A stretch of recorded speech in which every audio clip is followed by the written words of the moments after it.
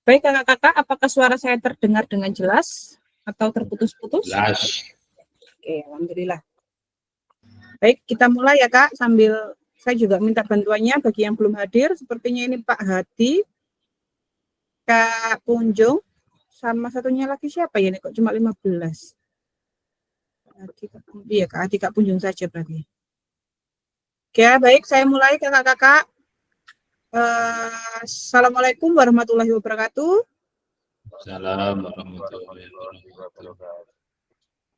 Salam damai sejahtera, Om Swastiastu, Namo Buddhaya, salam kebajikan, rahayu untuk kita semua yang berada di ruang virtual ini. Baik kakak-kakak, sebelum kita memulai untuk kegiatan tatap maya kita yang ke-7 terkait dengan modul 1.5 yaitu pengembangan kurikulum PJOK, saya meminta bantuan kakak-kakak yang bersedia untuk memimpin doa terlebih dahulu. Monggo, Sinten, silakan kakak-kakak saya kembalikan. Monggo, Pak Adi, Pak Fendi, tolong Pak Fendi. Atau untuk mempercepat saya pimpin saja ya. Siap. Selamat pagi kakak semua, mengawali pembelajaran daring pada pagi ini, marilah kita berdoa agar diberi ilmu yang bermanfaat dan berkah buat anak kita semuanya. Menurut agama dan keyakinan masing-masing, berdoa mulai.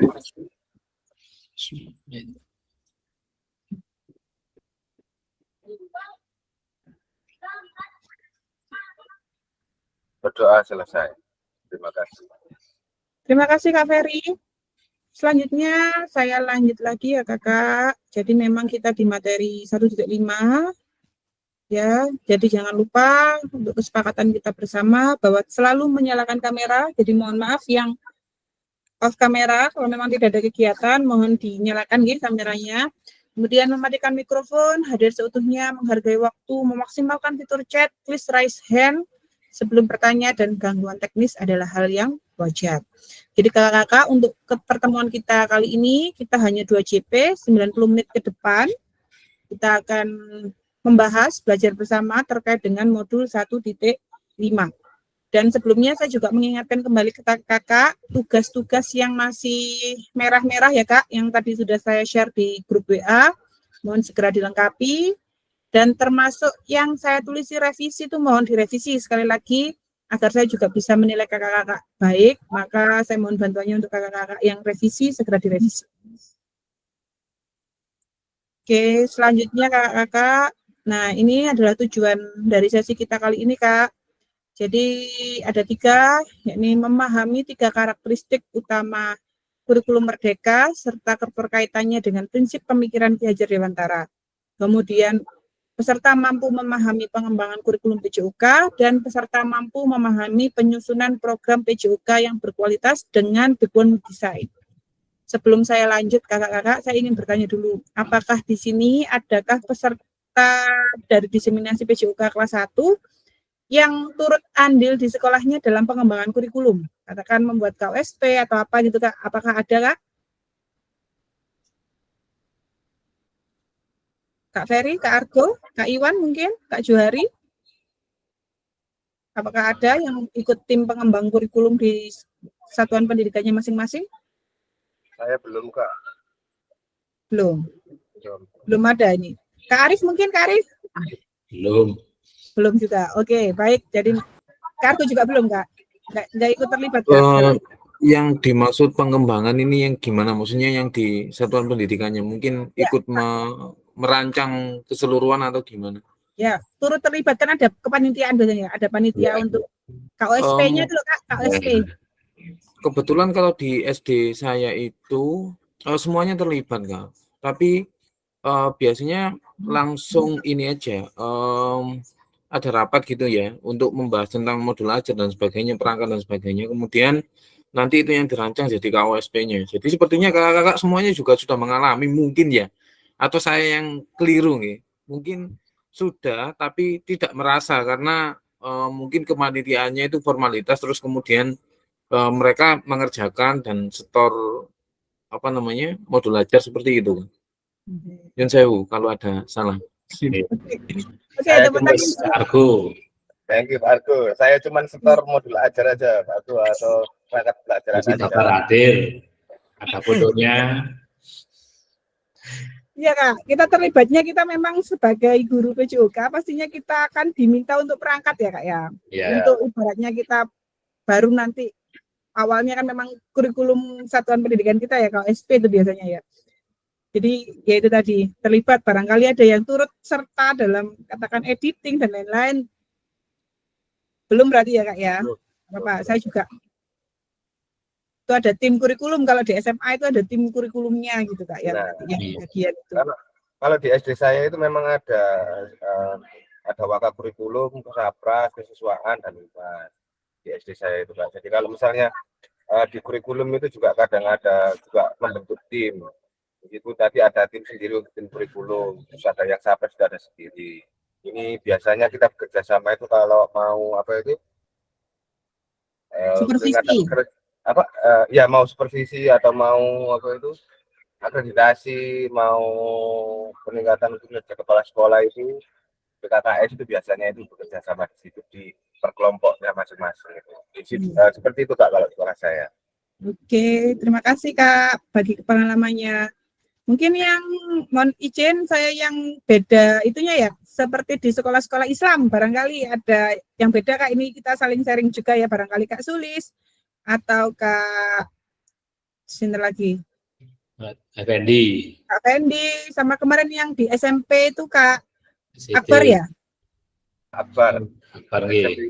Akbar SMP Islam barangkali ya itu tadi kita lihat aset sosialnya kan berbeda, barangkali ada hal yang berbeda Kak, bisa di-sharingkan sebelum saya mulai ke slide yang berikutnya. Barangkali bisa diulang lebih jelas ngapun dan ikut rapat barusan. Lagi aku hilang. Ya Kak, tapi suara saya sudah terjelas Kak, terdengar jelas ya Kak? Ya, saya sudah meninggalkan kegiatan ngumpul-ngumpul. Oke, tadi pertanyaan saya adalah apakah kakak-kakak pernah terlibat terkait dengan penyusunan KOSP di sekolahnya masing-masing, karena kita nanti tanda kutipnya kita akan membahas tentang kurikulum kali ini Kak. Apakah terlibat dalam pembuatan KOSP? KSP itu apa pun? KOSP. Gini apa nih? Tak paham pula. Kalau semelapi bal, basket, ngatain layu, mesti gitu. Oh, KOSP ini memang bagian kurikulum Kak biasanya. Barangkali ada yang dilibatkan. Berarti Kak Effendi belum pernah dilibatkan ya Kak ya?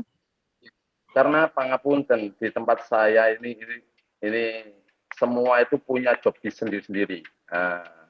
Masalah sekecil apapun ya, seorang guru atau pendamping di kelas, kita punya tanggung jawab sendiri-sendiri. Ya, karena apa?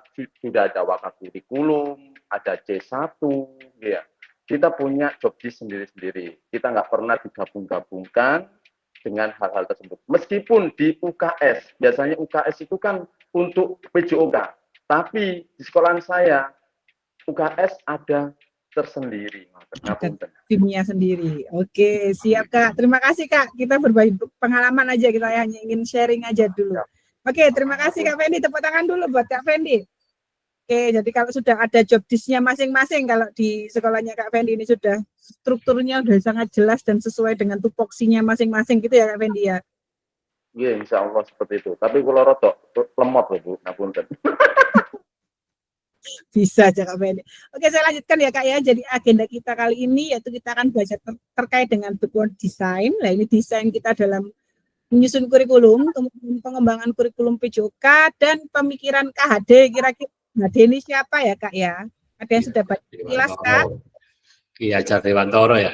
Oke, good. Sudah baca ini Ki Hajar Dewantara dan kurikulum Merdeka. Jadi ini nanti agenda kita pada sesi kali ini Kak. Ada 3 itu ya Kak. Tenang, kita tidak ada pembagian bor, kita memaksimalkan fitur chat saja. Jadi hari ini kita tanpa Jamboard, tanpa Padlet tanpa bor. Jadi kita diskusinya murni diskusi memanfaatkan fitur chat yang ada di Google Meet. Nah ini ya, aktivitas 1 kita terkait dengan background design dalam pengembangan kurikulum PJOK. Sebelum saya lanjut lagi Kak, ini ada pertanyaan pemantik nanti Kak. Nah ini Kak, menurut kakak-kakak, mohon maaf ya ini belum sempat saya edit ya, ini Bapak Ibu masih ya. Jadi kakak-kakak dari skala 1 sampai 10, kira-kira seberapa dalam pemahaman kakak-kakak tentang kurikulum PJOK. Jadi silakan ketik di fitur chat dari angka 1 sampai 10, kira-kira kakak berada di mana? Monggo kakak, langsung fitur chatnya diaktifkan. Oke, Kak Akbar ini hampir sama dengan Kak Ferry. Siap, Kak Akbar. Lanjut ya, Kak. Ini, silakan dijawab, Kak. Dari skala 1 sampai 10.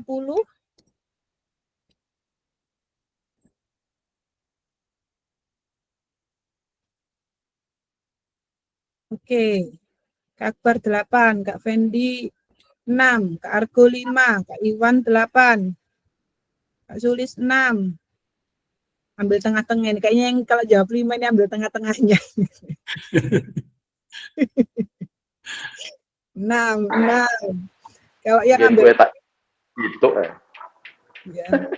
Monggo. Ini merefleksi diri ya, Kak. Seberapa paham kita terkait dengan kurikulum PJOK. Oke, Kak Adi, selamat datang Kak Adi. Langsung mengikuti ya, Kak Adi. Saya ingin bertanya dulu pada Kak Akbar. Kak Akbar menuliskan 8. Nah, ini hanya berbagi referensi atau berbagi pengalaman saja Kak Akbar. Monggo disampaikan mengapa Kak Akbar menulis angka 8. Monggo Kak Akbar.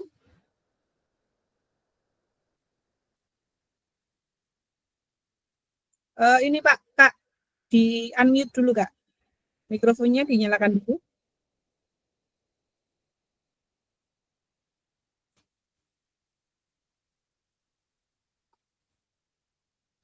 Kelihatannya ngerjakan gitu. Kerjakan. Iya. Kak Akbar, apakah ada kendala terkait dengan mikrofonnya Kak? Nah, aman. Masuk Bu. Masuk. Masuk. Siap. Silakan disampaikan Kak Akbar. Berbagi pengalaman, berbagi sharingnya aja Kak Akbar. Mengapa Kak Akbar menulis angka 8?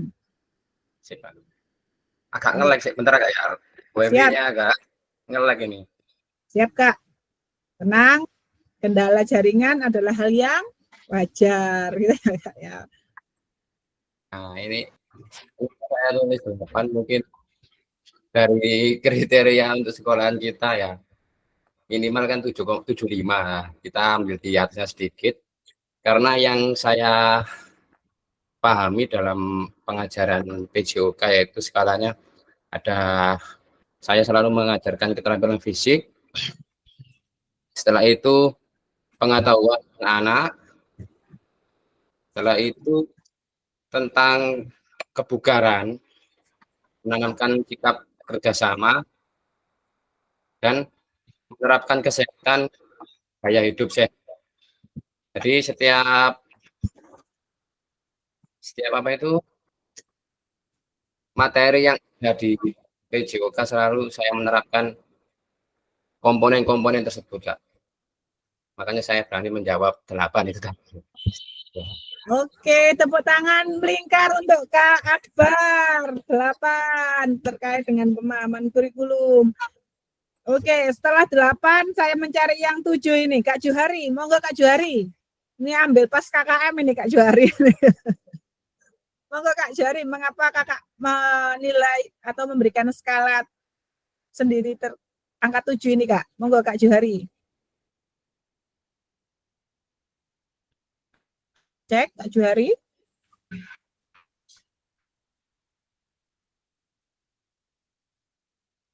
Cek Kak Juhari masih berada di tempat? Oke, sepertinya izin ke belakang kalau gitu. Ini kan mikrofonnya tadi di mana, ternyata di bawah. Oke, siap Kak. Hilang. Silakan Kak Juhari. Mohon maaf Pak, ini masalah skala ini kan yang ditanyakan kan pengetahuan kita tentang kurikulum PJOK ya Kak ya. Benar Kak.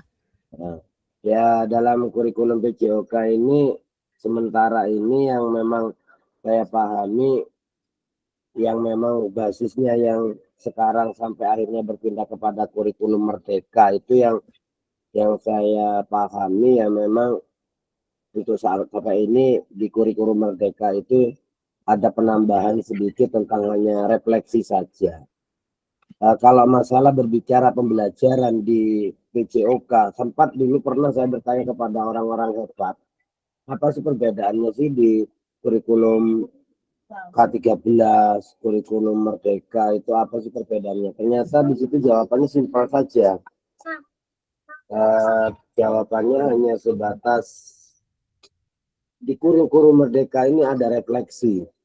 Kalau kita berbicara masalah berpusat kepada peserta didik, dari dulu kita ngajar kayaknya memang kita berpusat kepada peserta didik.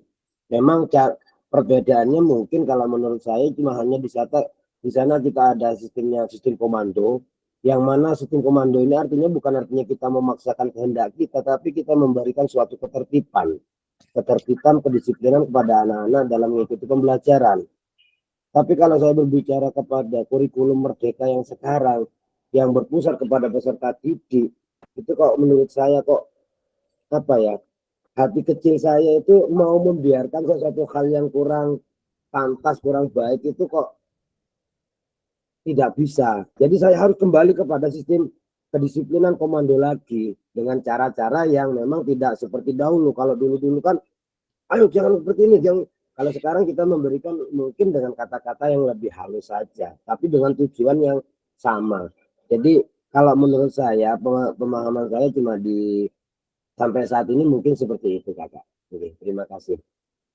Oke, luar biasa sekali, kasih emoticon love dong buat Kak Johari, love-nya juga boleh ya. Oke, luar biasa. Ini dari sini cuma dinilai 7 ya sama Kak Joharinya, padahal bisa lebih dari 7. Oke. Luar biasa sekali ya, berarti sempat sharing juga Kak. Menarik sekali memang perdebatan pembahasannya ya. Jadi memang ada refleksinya gitu ya. Ada refleksi, terus sama-sama peserta didik ya. Dan juga komando. Oke. Luar biasa sekali itu tadi. Mungkin saya juga mau sharing sedikit dengan Kak Ferry karena kebetulan di kelas ini yang CGP kan Kak Ferry ya, barangkali bisa dibagi lagi sharing juga. Jadi teman-teman kita sama-sama saling belajar juga. Sama halnya saya juga ikut turut belajar juga dari kakak-kakak. Ini luar biasa. Dari penjelasan Kak Johari lagi, mungkin bisa ditambahi lagi sama Kak Ferry terkait mungkin ada pengalaman dari CGP kemarin Kak, barangkali ada yang bisa disampaikan juga ke teman-teman. Monggo Kak. Oke, terima kasih atas waktunya Kak Eka. Yang saya pelajari di pendidikan guru penggerak itu untuk masalah kurikulum ini ada yang pernah disampaikan oleh Ki Hajar Dewantara itu kalau kurikulum itu sebenarnya kan didesain sesuai perkembangan zaman. Jadi mungkin zamannya bapak kita atau mungkin zamannya bapak kita ya, kalau kakek kita mungkin dulu belum sekolah, zamannya bapak kita dulu itu kurikulumnya seperti ini, zaman kita itu kurikulumnya juga zaman kita dulu apa ya, KDSP ya, KDSP ada K13, kemudian sekarang K-Kumer. Nah ini kan sebenarnya perubahan kurikulum ini kan disesuai dengan perkembangan zaman, disesuaikan dengan kebutuhan anak-anak didik kita di masa yang akan datang. Ini pemahaman kurikulum yang sempat saya pelajari di CGP. Jadi kita sebagai guru ini memahami kurikulum yang sekarang ini kurikulum merdeka. Di sini kan menitikberatkan kepada kemerdekaan belajar. Kalau disampaikan Pak Johari tadi kan ada tambahan refleksi.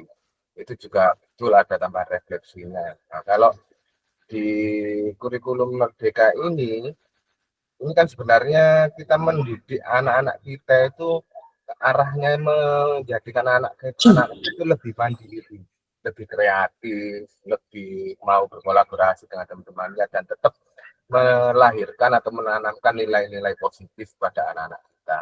Nah, ini mungkin kenapa kok kurikulum itu sudah dikatakan setiap ganti menteri atau ini kurikulumnya berubah. Kalau menurut saya itu para menteri itu yang di atas sana itu orang-orang pintar. Jadi beliau-beliau di sana itu pasti memahami kebutuhan bangsa kita itu ke depannya seperti apa. Makanya kita itu selalu diberi kurikulum dan pengembangan kurikulum. Itu saja Kak yang bisa saya tambahkan. Terima kasih. Selamat pagi. Oke, terima kasih Kak Ferry. Tepuk tangan dulu untuk Kak Ferry semuanya. Tepuk tangan melingkar lagi nih kakak nih, biar semangat nih ya. Oke, jadi menarik ya juga ditambahi sama Kak Ferry bahwasanya kurikulum itu juga berkembang sesuai dengan kebutuhan zamannya gitu ya Kak ya. Mungkin tadi saya menambahkan Kak Juhari tadi, kalau dulu kita bisa mengajarnya keras, mungkin Kak ya, Kak Juhari ya tegas gitu ya. Kalau sekarang jangan tegas, melirik aja bisa dilaporkan ke orang tua nanti pelanggaran HAM gitu ya Kak ya. Apa ke Komnas Anak gitu ya. Nah, ini akhirnya pun juga membentuk karakter generasi sekarang yang bisa dikenal dengan generasi stroberi ya Kak ya, tampak indah di luar tapi rapuh kalau ditekan gitu ya Kak ya. Jadi memang kita mengikuti perkembangan zaman akhirnya ya Kak ya. Karena anak-anak zaman sekarang penampilannya oke, inovasinya luar biasa, tapi itu tadi ketika ada tekanan sedikit, nah sudah ambyar gitu ya. Nah, ini juga kita juga sebagai guru pun juga mengarahkan juga ke anak-anak bahwa ya daya juangnya anak-anak ini yang harus kita tambahkan lagi nih. Anak-anak zaman sekarang ini kayaknya daya juangnya tidak seperti zaman saya dulu, apalagi zamannya Kak Juhari ya, tambah luar biasa. Kalau zaman dulu tambah luar biasa lagi, lebih itunya ya Kak ya, daya juangnya lebih tinggi banget. Kalau anak sekarang sepertinya daya juangnya tidak, ya mungkin karena banyak faktor itu tadi ya mempengaruhi ya. Nah, ini saya lanjutkan lagi ya Kak ya. Ini yang belum mengisi Kak, tadi kok saya menghitung masih 11 peserta saja yang mengisi. Kak Sulis belum mengisi ya nilainya ya Kak ya. Oh, Kak Sulis sudah. Oke. Oke, jadi tadi Kak ya, kurikulum. Nah, kita akan bahas, jadi tadi yang 5 diharapkan nantinya akhirnya skalanya jadi 8. Yang 8 diharapkan nanti skalanya jadi 10 gitu ya Kak ya. Setelah kita melakukan diskusi pada pagi hari ini. Nah, saya lanjutkan lagi Kak. Ini juga mohon maaf Kak, ditulis di kolom chat ya Kak ya. Menurut kakak-kakak nih, apa tujuan dari adanya pelajaran PJOK di sekolah? Menurut kakak-kakak, tujuan dari adanya pelajaran PJOK di sekolah. Silahkan ditulis di kolom chat. Dan setelah sudah Kak, barangkali ada yang mau mengelaborasi atas jawabannya. Kalau tidak ada yang raise hand, maka saya capit-capit kayak biasanya ya Kak ya. Silakan ditulis apa tujuan dari adanya pelajaran PJOK di sekolah. Nanti yang bersedia langsung raise hand. Kalau tidak ada yang bersedia, maka akan saya ajak biar sama rata semuanya.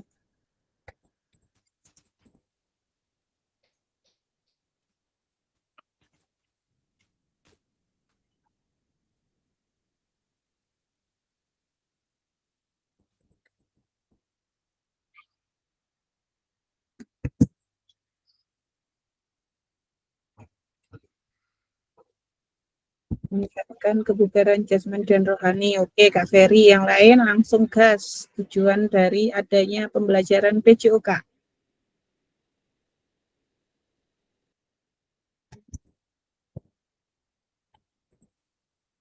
Langsung di kolom chat. Jawaban kakak-kakak di kolom chat. Ini nanti akan record ya Kak. Jadi mohon keaktifannya juga dalam mengisi kolom chat.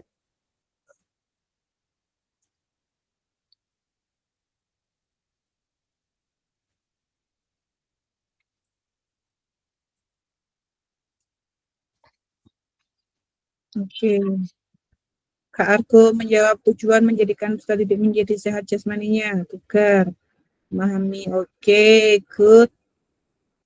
Kak Yeni, tujuan meningkatkan kemampuan fisik siswa dan juga membentuk karakter. Oke, berkarakter. Oke, sip.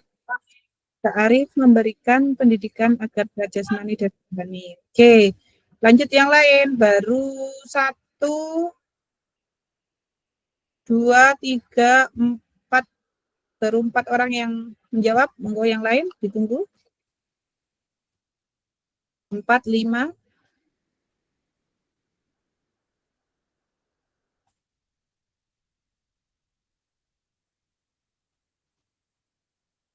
Oke, sambil saya ajak ya. Saya tampilkan dulu.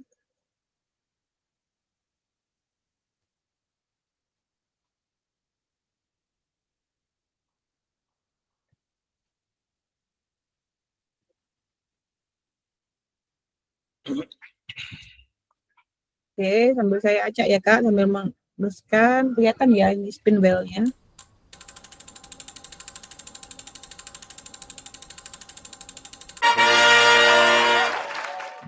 Oke. Setelah ini nanti, setelah sudah dijawab semuanya, maka Kak Argo ini nanti yang mengelaborasi. Kak Iwan, meningkatkan kesehatan fisik, mengembangkan keterampilan motorik, membangun karakter dan etika, meningkatkan kemandirian dan kepercayaan diri. Oke. Kak Akbar, membentuk karakter, berkarakter, siap, meningkatkan kebugaran jasmani. Oke. Oke, sambil menunggu yang lain, Kak Argo sudah apa belum tadi ya? Sudah ya Kak Argo tadi ya? Monggo Kak Argo, bisa dielaborasi terkait dengan jawabannya Kak Argo, silakan. Terima kasih atas waktunya Kak Eka. Tadi pertanyaannya tentang tujuan PJOK di sekolah. Gitu. Jadi saya flashback dulu atau mengingat-ingat pada masa kuliah dulu waktu mengambil S1 PJOK. Jadi ada dosen waktu itu menerangkan dan masih saya ingat sampai sekarang. Jadi arti dari PJOK sendiri, Kak. Jadi PJOK dibagi menjadi pendidikan jasmani, pendidikan olahraga, kemudian ada rekreasi dan kesehatan ya. Ada pendidikan rekreasi sama pendidikan kesehatan. Tapi di sekolah kan sekarang mata pelajarannya adalah PJOK. Jadi saya masih mengingat pelajaran waktu kuliah dulu. Tujuan sebenarnya di sekolah itu mereka merasakan pendidikan jasmani melalui olahraga gitu. Kemudian yang di dalamnya pembelajaran itu harus yang bersifat rekreatif atau rekreasi itu tadi. Begitu terus kemudian nanti hasil akhirnya adalah pendidikan kesehatan disambungkan ke pendidikan kesehatan. Jadi pembelajaran waktu kuliah itu masih saya pegang sampai sekarang. Ketika saya mengajar itu bersifat apa ya, berkelanjutan gitu. Ini bukan sedang pilkada gitu. Jadi berkelanjutan maksudnya dari pendidikan jasmaninya saya merancangnya, kemudian nanti olahraga apa yang sesuai hingga bisa dimasukkan ke pendidikan jasmani tersebut. Kemudian sifat rekreatifnya seperti apa nih nanti di pembelajaran di situ. Kemudian nanti di akhirnya adalah sehat-sehat. Nanti yang sehatnya nanti disambungkan ke berbagai macam hal. Yang paling utama adalah sehat fisiknya, kemudian sehat mentalnya. Seperti itu, Kak. Terima kasih. Oke, terima kasih Kak Argo. Kasih jempolnya Kak, semuanya Kak. Kasih jempolnya. Oke. Ya, tujuan PJOK ya Kak ya. Ini kalau yang kita tulis skripsi itu pasti ada di latar belakang. Salah satunya itu ada tujuan PJOK ya Kak Argo ya. Barangkali Kak Argo juga sama gitu. Ya memang itu tadi yang sudah disampaikan oleh Kak Argo. Saya mau menambahkan satu lagi ya Kak. Oke, satu lagi nanti baru saya menyimpulkan, kita simpulkan bersama. Oh, ada yang raise hand. Ada yang raise hand Kak?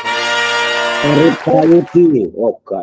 Sorry Kak Januar ya sudah itu ya. Oke, sebentar Kak Nurlaini nanti aja Kak. Fendi, monggo. Raise hand. Nggih, ngapunten. Kalau untuk masalah apa tadi? Ngapunten, Bu. Tujuan. Masalah orang, Cak. PJOK ya. Kalau menurut saya mungkin ini jawaban saya agak ngelambiar ya, mungkin ya. Ini saya sampaikan aja barangkali nanti ada salahnya gitu, tolong disalahkan ya. Menurut saya pembelajaran PJOK, menurut saya itu ada pembelajaran yang sangat luar biasa. Menurut saya nih, karena apa? Dibandingkan pelajaran yang lainnya, saya bangga menjadi guru olahraga. Pertama dasarnya ya, KD-nya atau TP-nya jelas, mempraktekkan, bukan menjelaskan. Karena apa? Pembelajaran yang utuh itu kita tanamkan, bukan kita jelaskan. Nah, di situ anak-anak akan lebih mengalami selama, meskipun kita belajar 1 minggu, 2 minggu yang lalu, kita review ya, anak-anak akan lebih mengenang. Karena apa? Anak-anak lebih mengalami. Nah, karena apa itu? Menurut saya, seandainya pendidikan itu tanpa ada PJOK, pendidikan itu tidak akan utuh. Menurut saya seperti itu. Khususnya karena apa? Kesehatan adalah harta yang tak ternilai.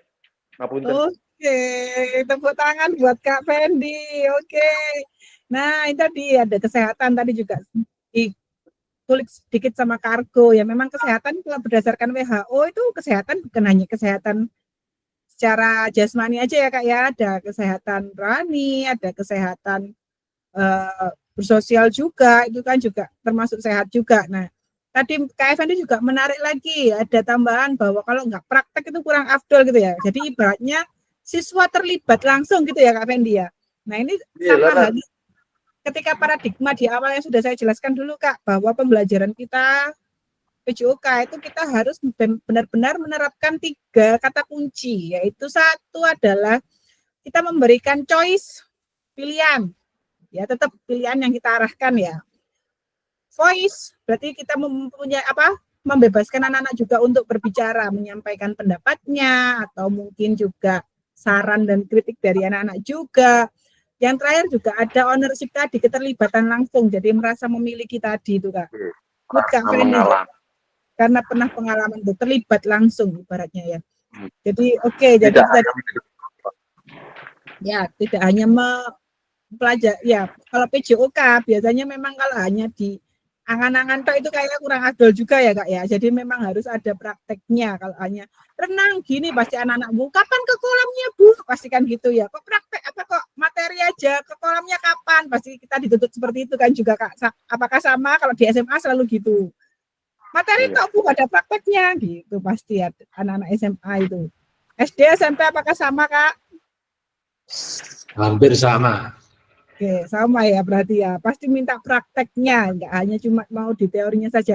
Oke, untuk Kak Nurlaili mungkin ada yang disampaikan Kak. Ini tadi Kak Nurlaili juga kebetulan terlanjur sudah di spin Kak. Monggo sedikit Kak. Silakan Kak Nurlaili. Mustafa. Cek Kak Nurlaili, Mustafa, Kak Nurlaili Mustafa, Kak Tova. Kakak. Cek. Cek. Masih di tempat, Kak? Kayaknya Pak Mustafa di rumah sakit Bu kelihatannya tadi. Sekilas diinfus tangannya. Iya. Oh, sepertinya. Sekilas tadi kelihatan diinfus tangannya. Kalau nggak salah sih. Oke, kalau gitu saya lewati aja dulu ya Kak ya. Kita lanjut dulu ya Kak ya. Langsung ganti Pak Iwan aja langsung. Oh iya Pak Iwan aja, biar dengar suaranya Pak Iwan ya Kak. Pak Popo belajar. Nanti aja Kak Iwan simpan buat nanti aja Kak. Kita lanjut dulu aja Kak. Aku sampai karek ngomong. Pak Topa, Pak Iwan Kak Wakili. Ya Kak, saya lanjut ya slide berikutnya. Jadi ini menurut capaian pembelajaran, berarti menurut CP, bahwasanya pendidikan jasmani bertujuan sebagai pembelajaran bagi peserta didik dalam mengembangkan, menerapkan, dan mengevaluasi keterampilan, konsep strategi gerak yang akan menjadi disposisi untuk berpartisipasi dalam berbagai aktivitas jasmani. Lah ini kalau disingkat tadi sudah yang disampaikan oleh Kak Argo sama Kak Fendi tadi ya, berpartisipasi penuh ini ya untuk peserta didiknya ya. Dan yang kedua membantu memberikan dukungan dalam memilih gaya sehat dan aktif secara jasmani. Karena elemen-elemen, apakah kakak sudah tahu elemen CP yang terbaru Kak? Sudah dibagi oleh kakak atau MGMP-nya informasi ini Kak? Terkait dengan elemen, terus CP yang terbaru 2024? Sudah share ya Kak? Belum? Nanti bisa dibagikan di sini nanti Kak kalau ada Kak. Oke siap. Nanti saya share di grup WA ya Kak ya. Kemudian membangun menerapkan keterampilan sosial dan emosional, karena tadi juga sempat implisit saya sampaikan juga bahwasanya yang namanya sehat bukan hanya sehat secara fisik, tapi sosial emosional juga termasuk dalam kategori kesehatan oleh WHO. Jadi anak yang mungkin kekar badannya tapi secara sosialnya kurang atau emosionalnya mudah marah, itu sebenarnya dia juga belum bisa dikatakan sehat gitu ya. Kemudian menanamkan apresiasi, mengembangkan sikap positif untuk aktif secara jasmani sepanjang hayat. Nah, ini juga menjadi PR kita bersama, Kak. Jadi, kita pun juga merancang agar peserta didik kita itu akhirnya menjadi gemar bergerak, ya. Karena memang untuk aktivitas jasmani itu kita lakukan sepanjang hayat. Jadi ini biar mereka juga memiliki gaya hidup yang lebih sehat dan berkualitas tentunya. Dari sini ada yang perlu disampaikan Kak atau lanjut? Aman? Oke, Kak Johari silakan Kak. Mungkin ini mungkin agak menyimpang sedikit. Bukan menyimpang sih, sebenarnya ini merupakan suatu tujuan CP yang memang sudah berada di kurikulum 2024. Di sini kita itu sebagai pelaksana, sebagai guru PJOK, apabila bahkan itu tidak dari beberapa, bukan dari Indonesia, cuma kadang-kadang ini memang ada, kita dianggap sebagai seorang yang sebagai guru PJOK yang menganggap bahwa diri kita itu adalah sukses, hebat, seperti apapun itu. Apabila ini terjadi, kalau sudah ada di contoh di SD ada kegiatan O2SN, ada kegiatan pertandingan atau perlombaan yang sifatnya eventnya adalah untuk yang antar sekolah. Apabila di sekolah kita tersebut kita anggap dia itu bisa mencapai suatu prestasi, itu kita dianggap sebagai guru yang prestasi lah, bisa dikatakan guru yang hebat, guru yang wow gitu. Padahal kalau berbicara kepada CP-nya kurikulum ini, apalagi yang nomor 4 ini, sepanjang hayat, yang di situ. Ya ini yang perlu sebenarnya harusnya kita pahami bersama gitu loh. Apakah seorang, kadang-kadang gini, ada bakal asumsi sebagai seorang kepala sekolah itu, oh apa guru kok gak tahu soal prestasi murid teh, apa seperti itu tuh. Ada yang seperti itu, bahkan suatu statement yang kurang baik terhadap kepala sekolah yang mempunyai omongan seperti itu. Jadi artinya bukannya bertolak belakang, enggak, ini sudah benar, CP-nya sudah benar, tapi real di lapangan itunya seperti itu Kak. Mohon maaf Kak, terima kasih. Oke, saya sedikit membahas ya Kak ya, barangkali juga ada teman-teman lain yang bisa menyampaikan juga. Kalau menurut pendapat saya Kak, mungkin itu juga tanda kutip ya Kak ya, pimpinan tersebut tidak mengetahui esensi sebenarnya dari PJOK Kak. Kalau mengarah ke prestasi, itu kita sudah ke ekstrakurikuler prestasi. Kalau kita selaku PJOK kan kita intrakurikuler Kak. Nah, kalau ekstrakurikuler itu baru kita mengarahnya ke prestasi. Kalau ya itu tadi esensi dari PJOK tersendiri. Tadi sudah sempat dibahas oleh Kak Argo ya, tadi kalau PJOK itu ada pendidikan jasmaninya, ada pendidikan olahraganya, ada pendidikan rekreasinya, dulu PJKR ya Kak ya, namanya dulu waktu di kampus saya juga namanya jurusannya PJKR. Terus juga ada kesehatannya. Nah, memang yang secara olahraga ini kita selaku guru, ini juga menurut pendapat saya selama saya kuliah kemarin ambil S1 S2 itu ya Kak ya, itu memang ada beberapa sama tadi argumen tadi bahwasanya guru olahraga itu dianggap sukses itu kalau bisa siswanya tanda kutip mendapat medali gitu ya Kak ya. Padahal kita juga lihat dulu Kak, pertemuan kita berapa kali Kak dalam seminggu Kak. Ya, kita kalau di SMA itu 1 kali seminggu 3 JP.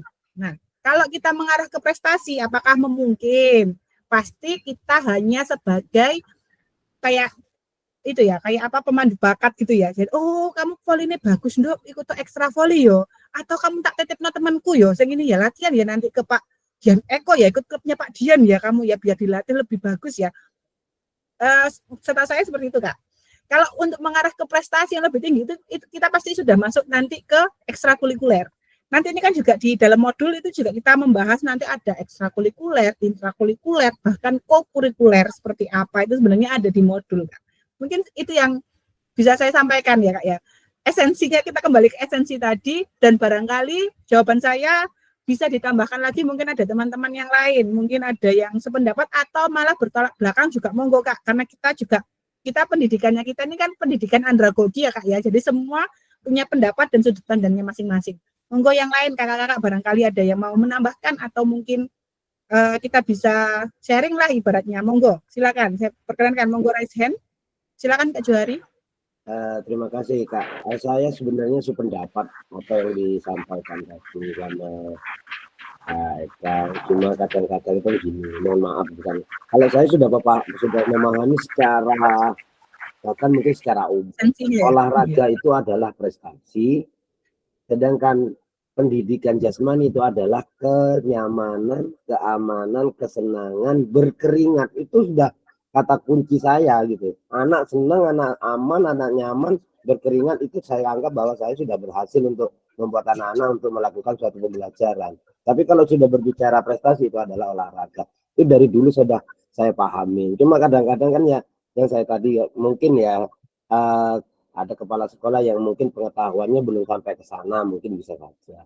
Kalau berbicara masalah yang sekarang menjadi momok saya itu seperti ini, ya, berbicara masalah untuk peserta didik yang berpusat kepada peserta didik dengan pertanyaan yang pertama tadi, seandainya, nah ini yang menjadikan momok dalam arti seandainya PJOK ini tidak kita laksanakan, bisa dikatakan dicoba, kita tidak laksanakan dalam kurun waktu 1 tahun. Apakah anak-anak tetap sehat? Apakah anak-anak tetap bugar? Apakah anak-anak tetap... Nah ini sebenarnya menjadi suatu momen dengan adanya hal-hal yang seperti ini gitu. Makanya sebenarnya kita bukan artinya meremehkan masalah kurikulum. Kurikulumnya sudah bagus, perancangnya pasti profesor-profesor tertinggi. Nah, tapi di balik itu kalau mereka menggali lagi untuk ya mohon maaf jangan sampai terjadi. Nah, kalau soalnya ada kita sekolah di perguruan tinggi khususnya di PJOK, kita untuk menjadi guru PJOK. Jangan sampai ada statement sampai PJOK itu diajar dengan guru kelas saja sudah bisa. Ya makanya itu yang menjadi statement atau momok saya sebenarnya sampai sekarang itu dengan kurikulum yang di otak-atik seperti itu. Jadi ya ini sebatas apa ya curhatan saja. Karena memang apa ya banyak yang menganggap bahwa wah ngono aku lo iso, ngono ae lo aku iso. Nah, seakan-akan guru-guru yang lain atau guru yang mempunyai statement yang seperti itu. Itu aja Kak, terima kasih. Wah, menarik sekali nih ya Kak. Itu juga saya alami Kak. Kalau pas guyonan sama guru-guru mapel lain ya Kak ya. Kalau di SMA kan ada guru kimia, matematika dan lain-lain gitu ya Kak ya. Iya. Guyonannya pasti gini, halah PJOK mek ngene-ngene tok bayarane padha, mek gamel bayarane padha. Langsung saya balik lah, nggih kok jenengan kok angel-angel Bu bayarane padha saya gitu kan. Tunjangannya ya padha gitu ya. Ini kan data kutip ya Kak ya. Tapi ternyata setelah kita ibaratnya ada yang kayak di SMA ya Kak ya, saya mohon maaf kalau SD sama apa namanya SMP saya kurang tahu. Kalau di SMA ini kebetulan ada lomba antar guru gitu Kak, olahraga gitu ya Kak ya, Jawa Timur gitu, Gempita ini Kak namanya. Jadi ada voli, ada bulu tangkis, dan sebelumnya ini sudah ada kapol apa namanya Kacap Dinkap, itu juga guru-guru Kak. Jadi kan tampak Kak, oh ternyata olahraga yo angel ya. Akhirnya guru-guru tadi yang sempat berkata seperti tadi, alah aku yo iso ngajar ngono Kak. Ternyata ketika ada lomba ini Kak, jadi guru-guru ini dikumpulkan, ayo latihan voli, bulu tangkis gini. Ternyata mereka juga tiba kayak aneh gampang ya gitu Kak. Jadi ada itu. Ya itu memang guyonannya teman-teman. Tapi setelah mereka terlibat, iya angel ya tiba ya gitu. Apalagi tidak semua guru seperti kita Kak yang bisa mengkondisikan peserta didik di ruang terbuka. Beda loh Kak, kita di ruang terbuka. Sedangkan guru-guru mapel di dalam ruangan, ibaratnya anak-anak nggak kemana-mana gitu ya Kak ya. Kalau kita di lapangan Kak, kalau kita tidak bisa mengkondisikan kelas, ya kita di sini bisa siswa kita bisa lari kemana-mana gitu kan Kak ya. Kalau ya apalagi yang SD, saya ngerinya kalau yang SD Kak bisa sampai naik kemana gitu ya. Kalau kita tidak bisa mengkondisikan kelas, ya itu tidak semua guru bisa Kak, gitu loh. Jadi kita, ibaratnya kamu tidak pernah di posisi saya, belum tentu gitu ya Kak ya, belum tentu. Ternyata ketika itu paham Kak, tenang aja Kak. Guru-guru sekarang akhirnya tahu Kak, oh iya gak gampang tiba gitu kan. Kita punya kehebatan masing-masing gitu Kak. Dan ya gitu Kak. Semangat Kak untuk guru PJOK ya Kak ya. Saya bisa, ini pengalaman saya Kak. Akhirnya guru-guru akhirnya berubah mindsetnya. Iya ya tiba angel ya gitu. Tiba kayak bulu tangkis kayak aneh kok gampang tuk gitu Kak, tapi ya angel ya gitu. Seperti itu Kak. Jadi ya itu tadi. Ya, aman ya Kak Johari ya? Siap. Ya, kembali lagi Kak, nomor 4 kakak-kakak semua ya. Ini memang yang kita, mindset kita pun, paradigma kita juga harus baru ya Kak ya. Sikap positif untuk aktif secara jasmani sepanjang hayat. Ini Kak ya, yang kita perlu garis bawahi Kak ya, untuk kurikulum kita saat ini ya Kak ya. Selain karakter, fisik, lah ini, pembiasaan yang bisa jangka panjang. Saya next ya Kak ya. Nah, ini lagi dicet lagi ya. Nah, ini terlepas dari kurikulum apapun, mau kurikulum KTSP, mau kurikulum 13 dan sekarang Merdeka, selama yang sudah dialami selama ini, apakah Bapak Ibu sudah memahami baik tujuan dari mata pelajaran dan menjadikannya sebagai acuan? Nah, ini tolong dicek juga Kak. Terus dicek.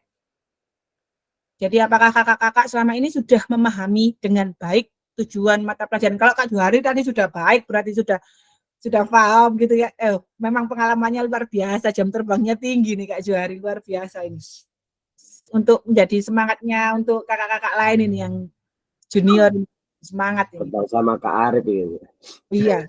Kak Arif ini juga ini, jam terbangnya, memang jam terbang tidak bisa. Beliau itu pelaku bukan pengamat, makanya bisa mendalami cara bicaranya itu mantap. Iya, benar sekali Kak. Calon fasil tahun depan ini kayaknya Kak ya. Bisa Masuk. direkomendasikan ini ya. Layak beliaunya itu layak. Iya.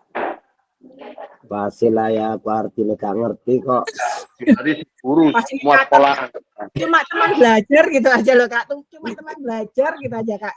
Kita kan ibaratnya di sini PKG kan Ini tahap lanjutan itu Kak Ferry yang bagus ini. Dari CGP ke Fasil gitu. Iya. CGP nggak usah PP Kak, langsung Fasil Kak Ferry ya Kak ya. Kan kalau CGP, PP baru Fasil ya Kak ya. Kalau ini bisa langsung lompat Kak. Langsung di atas. Jadi CGP langsung ke Fasil Kak, tanpa PP gitu Kak. Nah, saya itu nggak terlalu banyak harapan saya nggak pengen jadi apa-apa. Yang penting kalau nanti itu terjadi Pak Prabowo 2 juta tiap bulan itu insya Allah tidak meninggal. Amin. Jadi naik 2 juta apa enggak Kak ini? Itu sing dinteni bos. Sabar, ngenteni pelantikan. Aduh, sangat memahami, paham. Oke, jadi sudah dijawab ya sama kakak-kakak ya. Yang belum langsung ditulis di kolom chat ya. Nah, ini Kak, dalam konteks kurikulum Merdeka, apakah tujuan-tujuan ini bisa dicapai? Tujuan-tujuan tadi Kak. Ya, jadi dibandingkan dari kurikulum-kurikulum yang sebenarnya, apakah di kurikulum Merdeka, tujuan-tujuan yang tadi disampaikan tadi ada 4 tadi Kak. Nah, itu apakah bisa dicapai? Kalau semisal ada yang belum, lah itu ayo kita diskusikan bersama. Ditulis di chat juga ya Kak. Oke, Kak Ferry bisa. Nanti saya spin lagi ya Kak ya, biar suaranya semuanya bisa terdengar semua, suara merdu-merdunya kakak-kakak. Ini Kak Punjung belum masuk ya Kak Punjung ya? Saya chat juga nggak dibalas.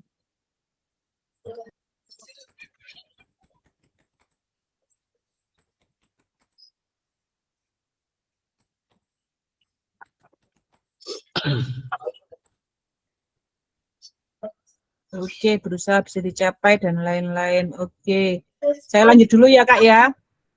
Biar kita nanti juga tidak terlalu lama. Nah, ini ya Kak ya. Di modul, memahami tujuan umum penting sebagai acuan untuk memahami muara akhir pembelajaran. Jadi memang breakdown-nya kan habis CP ke TP gitu ya Kak ya. Untuk mencapai tujuan umum ini, pemerintah sudah menurunkannya ke dalam CP lah ini. Dari CP di breakdown gitu ya Kak ya. Dan mempersilahkan guru atau satuan pendidikan untuk menurunkannya lagi ke TP tadi ya. CP dulu baru TP, dan CP ini kan juga ada elemen-elemennya ya Kak ya, capaian pembelajaran elemen apa yang kita pilih gitu ya Kak ya, kalau sekarang ya Kak ya. Kalau yang dulu kan KIKD, nah ini sekarang berubah nama lagi menjadi CP gitu ya Kak ya. Nah ini bagaimana memastikan agar pengajar yang kita lakukan benar-benar menyasar tujuan pembelajaran. Karena seringkali pengajaran langsung fokus pada materi atau aktivitas apa yang harus dilakukan murid. Nah ini Kak, enggak, kalau ini tidak usah ditulis saja Kak, tapi kita diskusi aja dari pernyataan ini Kak. Bagaimana cara-caranya Kakak nih untuk memastikan agar pengajaran yang kita lakukan itu benar-benar bisa tepat dan mencapai tujuan pembelajaran. Karena seringkali pengajaran langsung fokus pada materi atau aktivitas yang harus dilakukan murid. Nah ini kembali lagi, saya share dulu CP terbarunya ya Kak ya. Oh siap. Bentar ya, jadi kita biar sama-sama memahami bersama gitu ya Kak ya. Ya. Bentar, saya share dulu Kak. Kakak di luar ya. Karena memang per jenjang pun juga fasenya beda-beda ya Kak ya. Nah,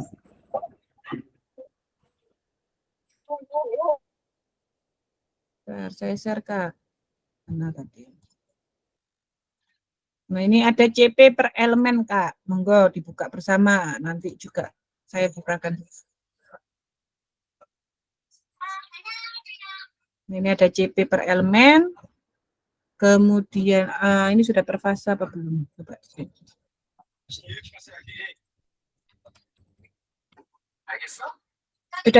Sudah dibuka Kak?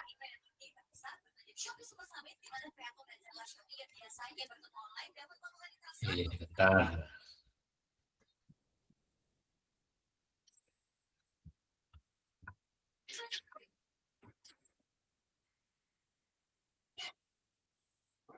Kalian saya juga nge-share yang Quickboard-nya ya Kak ya.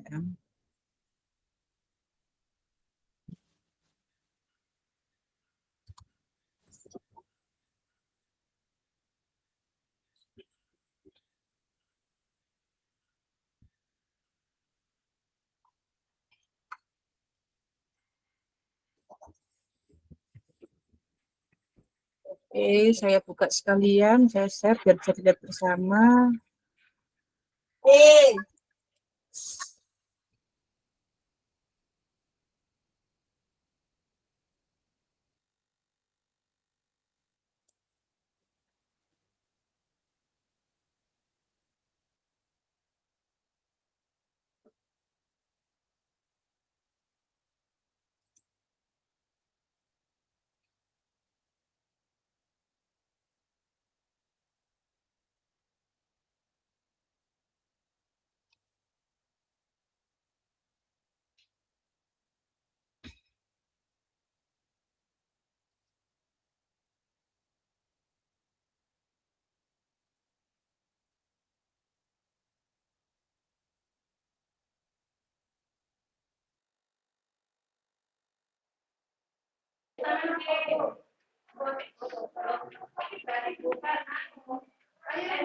Tuhan tambah deh tadi.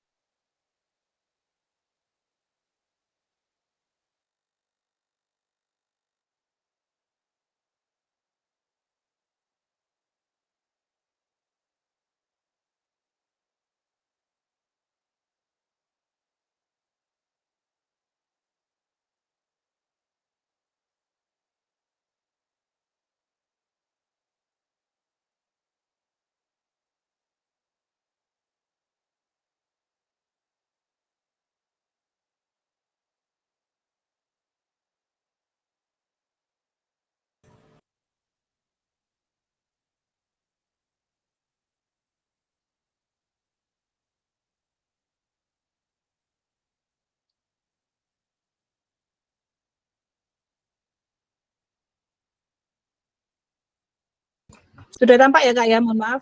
Sudah tampak? Sudah. Nah ini. Nah, ini tadi ya Kak ya. Jadi ini CP yang sudah diringkas Kak, ini CP terbaru yang sudah diringkas per elemen dan per fase Kak. Jadi memang ada 4 elemen ya Kak ya kalau di CP PJO Kak.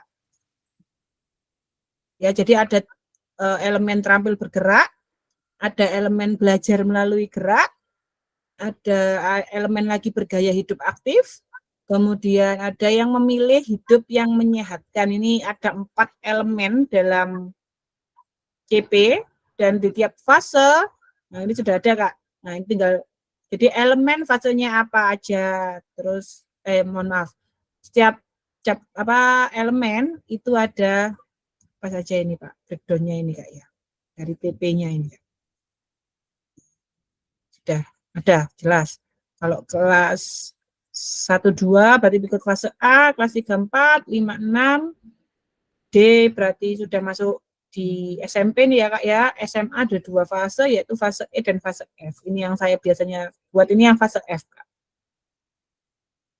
Jadi acuannya kita di sini Kak, lebih sebenarnya kurikulum Merdeka ini secara perangkat mengajarnya itu guru sangat dimudahkan sekali karena sudah ada langsung di breakdown-kan juga gitu Kak. Tinggal kita memilih dan tinggal tujuannya yang sesuai dengan satuan pendidikannya masing-masing. Di print enak itu.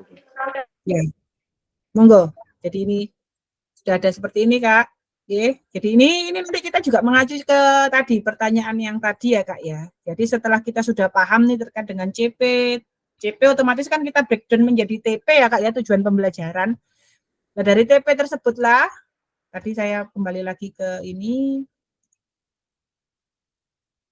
Nah, dari TP itu tadi yang sudah kita tentukan tadi, apakah memang sudah sesuai pengajaran kita ini benar-benar sudah mengarah ke tujuan pembelajaran?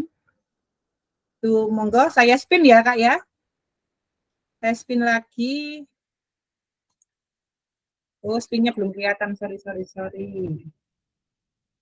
Spinnya belum terlihat. Saya spin lagi ya Kak. Saya butuh 1 orang aja untuk nanti terkait ini. 1 pendapat. Saya ulangi ya, saya spin lagi.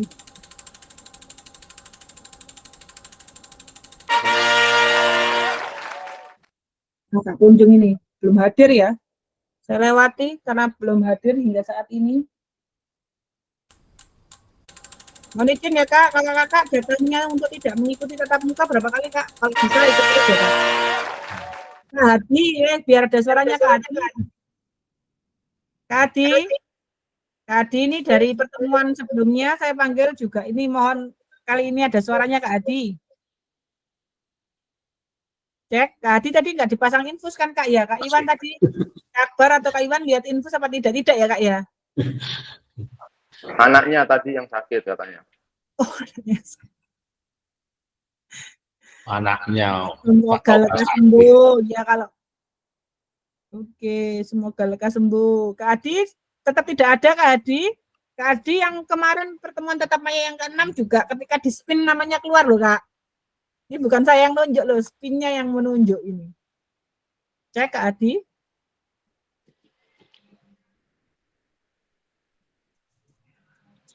Tadi disampaikan toh Kak, kalau putranya sakit Kak, memang disampaikan Kak yang menyampaikan.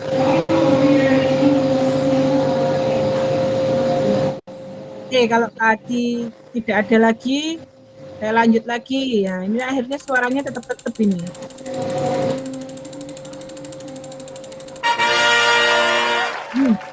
Dua hari lagi Kak. Apa ini? Gimana Kak Juari? Lanjut mawon Bu, lanjut Kak, yang lain aja. Rezeki. Saya bagian penanggapan aja. Yang belum bersuara. Tidak akan lari rezeki ini. Aja Kak Iwan, yang belum bersuara, monggo Kak. Ini pakai hak prerogatif saya ya. Monggo Kak Iwan. Iya. Kak Iwan itu pelatih internasional pun. Alhamdulillah. Pelatih Inter. Ya, langsung megang kepala gini Kak Iwan. Usah ditelur, santai. Ambil nafas. Maksudnya yang penanggapan yang kurikulum tadi apa? Ya, yang ini tadi Kak. Sebentar saya tampilkan ya Kak. Sebentar Kak. Oke, biar semuanya bersuara Kak. Jadi, nah ini loh Kak. Nah, bagaimana cara Kakak memastikan? Kan Kakak sudah membuat, sebelum mengajarkan pasti sudah buat modul ajar Kak. Iya. Di modul ajar pasti Kakak juga sudah menentukan elemen apa yang mau dicapai, apa mau diambil, kemudian tujuannya apa yang ingin dicapai lah. Cara Kakak untuk memastikan agar tercapai itu seperti apa gitu. Ya, biasanya kalau pengalaman saya itu memilih modul aja yang sesuai dengan peserta didik atau karakter peserta didik. Saya kan biasanya di sekolah dasar, jadi mungkin yang saya ajarkan adalah kalau kelas kecil ya sesuai dengan materi motorik, non lokomotor atau lokomotor. Tapi biasanya untuk menanggapi seringkali terjadi langsung materi, biasanya anak-anak itu paling bosan kalau pemanasan hanya 1, 2, sampai 8. Nah, itu biasanya saya buat metode permainan, dan metode permainannya bisa menjurus sedikit-sedikit ke materi yang mau saya ajarkan. Kalau saya biasanya seperti itu. Terima kasih. Oke, terima kasih Kak Iwan, kasih jempolnya. Saya next ya Kak. Oke, terima kasih Kak Iwan. Nah, ini tadi. Nah, kita tadi ya Kak, jadi ini kita sudah tahu tadi terkait dengan awal-awal kurikulum. Nanti kita kupas tuntasnya itu nanti di modul 1.6. Ini kita masih kupas permukaan awalnya aja ya. Jadi secara spesifiknya nanti kita bahas di modul 1.6. Jadi ini ada proses backward design untuk mengembangkan kurikulum secara umum, ada 3 tahapan, yaitu mengidentifikasi capaian pembelajaran. Jadi tadi yang capaian pembelajaran yang saya share itu Kak, nah itu kita identifikasi mana nih yang sesuai, mana nih yang mau saya pakai lah itu Kak. Kemudian menentukan metode penilaian. Jadi setelah sudah menentukan CP, kita ke penilaian Kak, kita penilaiannya yang otentik, mau yang seperti apa gitu Kak. Kemudian yang sesuai juga gitu maksud saya. Jadi misal nanti yang sesuai dengan elemennya tadi juga. Dan yang terakhir adalah merencanakan pengalaman belajar dan strategi pembelajaran. Biasanya kalau merencanakan pengalaman belajar dan strateginya, ini kita masuk di langkah-langkah ya Kak ya. Langkah-langkah pembelajarannya seperti apa. Gitu. Jadi 3 kunci ini Kak yang harus kita pegang utuh ini Kak. Untuk kita buat backward design-nya dalam pengembangan kurikulum. Identifikasi CP, menentukan metode penilaian, kemudian merencanakan pengalaman belajar dan strategi pembelajaran. Oke, saya lanjut dulu ya Kak ya. Nah, ini kata kuncinya Kak, bahwa backward design merupakan proses sistematis yang memastikan kesesuaian kurikulum dengan capaian pembelajaran yang diinginkan. Jadi di kurikulum Merdeka, kita bisa memilih mana CP yang sesuai dengan kondisi satuan pendidikan kita masing-masing Kak. Dan di backward design juga pada akhirnya membantu guru menyelaraskan antara tujuan, langkah pembelajaran, dan penilaiannya. Jadi 3 kunci utama ini yang harus kita pegang dalam menentukan atau membuat kurikulum dalam PJOK. Lanjut, ini aktivitas kedua, penyusunan program PJOK. Ini saya lanjut dulu ya Kak ya, aman ya Kak ya? Apa ada pertanyaan Kak sebelum saya lanjut ke slide berikutnya? Lanjut. Oke. Nah, kurikulum berbasis standar, manakah yang benar? Nah, ini Kak, kita jawab bersama-sama ya Kak ya. Mikrofonnya dinyalakan semua Kak. Oke. Kurikulum merupakan seperangkat aktivitas untuk menguasai keterampilan. Benar apa salah? Salah. Salah. Suaranya siapa tadi? Kak Sulis ya tadi ya? Iya, Mbak. Oh, iya Kak Yeni. Oke, salah. Lanjut ya. Selanjutnya, buku teks peserta didik dapat dikatakan adalah suatu kurikulum. Benar atau tidak? salah. Yang betul apa Kak? Buku teks itu Kak? Benar. Oke, buku teks termasuk apa berarti? Oke, salah ya. Dan nih, kurikulum adalah suatu standar untuk mengetahui apa yang peserta didik pelajari, meliputi keterampilan, pengetahuan, dan sikap. Betul apa salah? Istimewa. Oke. Berarti sudah pengetahuan kakak-kakak ini harusnya tadi diketik skalanya itu 10 Kak. Bener kabeh kok ya. Oke, tangan dulu buat kelas 1, good. Oke, lanjut. Nah, ini komponen Kak, komponennya. Nah, struktur, kira-kira struktur itu apa Kak? Ada yang tahu Kak, struktur kurikulum itu apa? Contohnya? Struktur kurikulum. Panitiaan ya. Kepanitiaan, Rancangan, yang tepat, rancangan, Susunan susunan, atau urutan. Oke, yang lain? Bagan, Ya. bisa bagan. Anak tangga. Kurikulum. Urutan. Anak tangga urutan lah. Dan juga Kak, kurang tepat. Ada yang lain? Dari atas ke bawah. Oke. Struktur ini Kak, ya, yang namanya struktur kurikulum itu adalah berapa jumlah CP per mapel Kak. Kok JP. Jadi kayak saya di SMA, berarti untuk Analisis waktu PJOK berarti. 3 JP. Ayo, ganti Bahasa struktur. Indonesia berapa JP gitu Kak. Ganti Kalau di struktur. SD berapa JP Kak? Untuk PJOK Kak? 3, 4 Tiga itu juga. kelimanya. 3 kali apa Kak? 3 kali 35 apa 40? 35. 35. 3 kali Nah, Kak, Ya.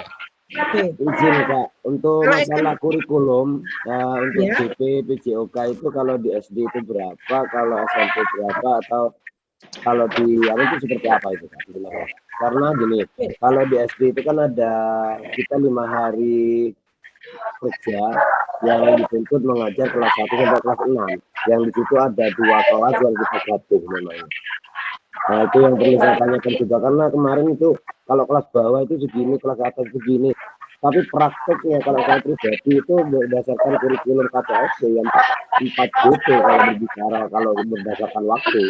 Tapi kalau berdasarkan per JP di kurikulum itu seperti apa yang sebenarnya? Menjawab ya Kak, sebentar ya Kak, ya ada gangguan teknis sebentar aja Kak.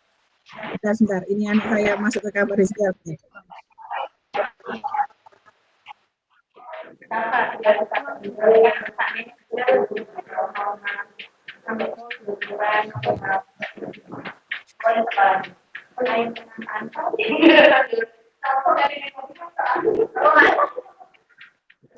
Oke, mohon maaf Kak, yang lainnya mohon di mute dulu karena ya tidak terganggu suaranya. Jadi untuk struktur kurikulum ini Kak, jadi ini per JP yang memang di satuan pendidikan kita Kak, dan memang diakui secara nasional tentunya kayak PJOK kan untuk SMA itu 3 JP Kak. 3 JP lah, itu nanti kalau semisal kondisional katanya menurut Kak Juhari, pengalamannya Kak Juhari, secara kurikulum 3 JP ya Kak ya, tapi secara fakta di lapangan akhirnya kebablasan jadi 4 JP gitu Kak. Oke. Itu nanti kembali lagi kesepakatan antara guru kelas sama guru mapelnya Kak. Kalau itu, tapi secara struktural itu memang 3 JP Kak. Beda lagi SMK Kak, memang kita juga sedikit merinding juga. Kalau SMK ini malah yang kelas 12 itu tidak ada PJOK Kak. SMK kelas 12 dengan alasan mereka sudah mulai magang sehingga dimanfaatkan mapel-mapel yang lain sehingga PJOK akhirnya secara tidak langsung disingkirkan itu Kak. Jadi awal-awal kebijakan tersebut itu banyak guru SMK yang kekurangan jam akhirnya Kak. Karena kan awalnya kelas 10, 11, 12, sekarang tuh kelas 12 sudah tidak ada PJOK-nya gitu. Jadi ini memang ya tadi polemik tadi Kak. Bisa nggak kira-kira PJOK nggak ada nih? Nah ini. Yang kelas 12 pun sebenarnya juga itu tadi karena memang ada tugas di luar sekolah kan. Mereka kan magang sudah. Itu tadi ya Kak ya untuk struktur kurikulum. Kalau CP jelas Kak sudah tadi yang saya share ya Kak, itu sudah kita kurikulum merdeka ini sebenarnya kita juga sedikit merdeka gitu Kak. Kalau dulu itu kayak masih apa ya kira-kira ya gitu. Kalau ini kan sudah jelas breakdown-nya, sudah CP ini elemennya ini itu ada ini gitu ya Kak ya. Kemudian pembelajaran dan asesmen, tentunya penilaian tadi ya Kak, asesmen mana yang kita pilih. Kemudian penggunaan perangkat ajar, kurikulum satuan pendidikan yang tadi KWSP tadi ya. Nah ini, jadi ini komponen pada satuan pendidikan pelaksanaan kurikulum merdeka. Jadi ini Kak untuk komponennya. Saya lanjut ya Kak ya. Maaf Kak, bentar Kak. Ya siap. Yang termasuk dari komponen kurikulum pada satuan pendidikan ini apakah dianggap sebagai suatu administrasi yang harus dimiliki seorang guru, terutama kita di guru PJOK, apakah hanya sebatas komponen yang secara umum itu? Kalau yang untuk kesatuan ini Kak ya, kalau KWSP seperti ini Kak, ini biasanya nanti akan ditentukan oleh kurikulum Kak ya. Tapi dalam materi modul ini Kak, kita kan juga punya sumbangsih dalam mengembangkan kurikulum khususnya mapel kita Kak. Tapi kita tidak sedetail ini Kak. Kurikulum satuan pendidikan ini kita menyesuaikan dengan sekolah kita masing-masing Kak. Ada yang, mohon maaf tadi yang contohnya tadi Kak, ada beberapa sekolah yang memang secara sosialnya beda, dalam artian sosialnya ini latar belakang budaya sosialnya itu loh Kak, kayak SDIT, Permata, SMP, terus juga SMA Islam itu kan memang beda Kak, dalam pelaksanaan pembelajarannya itu loh Kak, kan beda dengan negeri, yang kita tadi yang putra-putri terpisah, kalau misal Kak Sulis kemarin menyampaikan, ini di kurikulum satuan pendidikan ini menyesuaikan dengan sekolahnya masing-masing, gitu Kak. Kalau kita tidak usah merancang ini Kak sebenarnya secara detail, ini kan hanya komponen dalam satuan pembelajaran saja. Kalau kita, tugas kita nanti Kak, kita tidak membuat kurikulumnya, tapi kita membuat perangkat ajar kita. Ini kita hanya pengetahuan bahwa, oh ini loh dalam melaksanakan kurikulum, kita harus paham struktur kurikulumnya apa. Oh kita 3JP ya sudah, kita ketika kita membuat modul ajar ya kita harus menyesuaikan 3JP gitu Kak. Kemudian capaian pembelajaran ya kita breakdown-nya dari CP yang sudah ada tadi yang saya share itu, breakdown-nya di situ. Kemudian dari CP itu kita menentukan penilaiannya kita mau asesmen apa. Asesmen yang otentik seperti apa. Kita hanya menyesuaikan ini saja. Tapi secara keseluruhan itu nanti ada tim kurikulum yang mengembangkan, Kak. Kita hanya acuannya saja. Acuannya kita menyesuaikan dengan acuan KOSP yang ada di sekolah ketika kita merancang modul pembelajaran kita. Itu, Kak. Atau ada tanggapan yang lain, Kak? Monggo. Aman? Bisa saya lanjut? Lanjut. Oke. Lanjut aja. Nah, ini. Dan tadi yang saya sampaikan bahwa kurikulum operasional tadi yang tanya Kak Sinten, Kak Fendi, KOSP ku apa sih, Kak? Nah, ini Kak sudah dijawab. Saya nggak mau jawab dulu. Ini, Kak. Kurikulum operasional satuan pendidikan itu KOSP. Dan KOSP setiap sekolah pasti berbeda. Jenjangnya sama tapi pasti berbeda. Karena apa? Tadi aset sosialnya beda, aset fisiknya mungkin juga berbeda. Maka ini agar bermakna, kurikulum operasional satuan pendidikan atau KSP dikembangkan sesuai dengan konteks dan kebutuhan peserta didik satuan pendidikannya.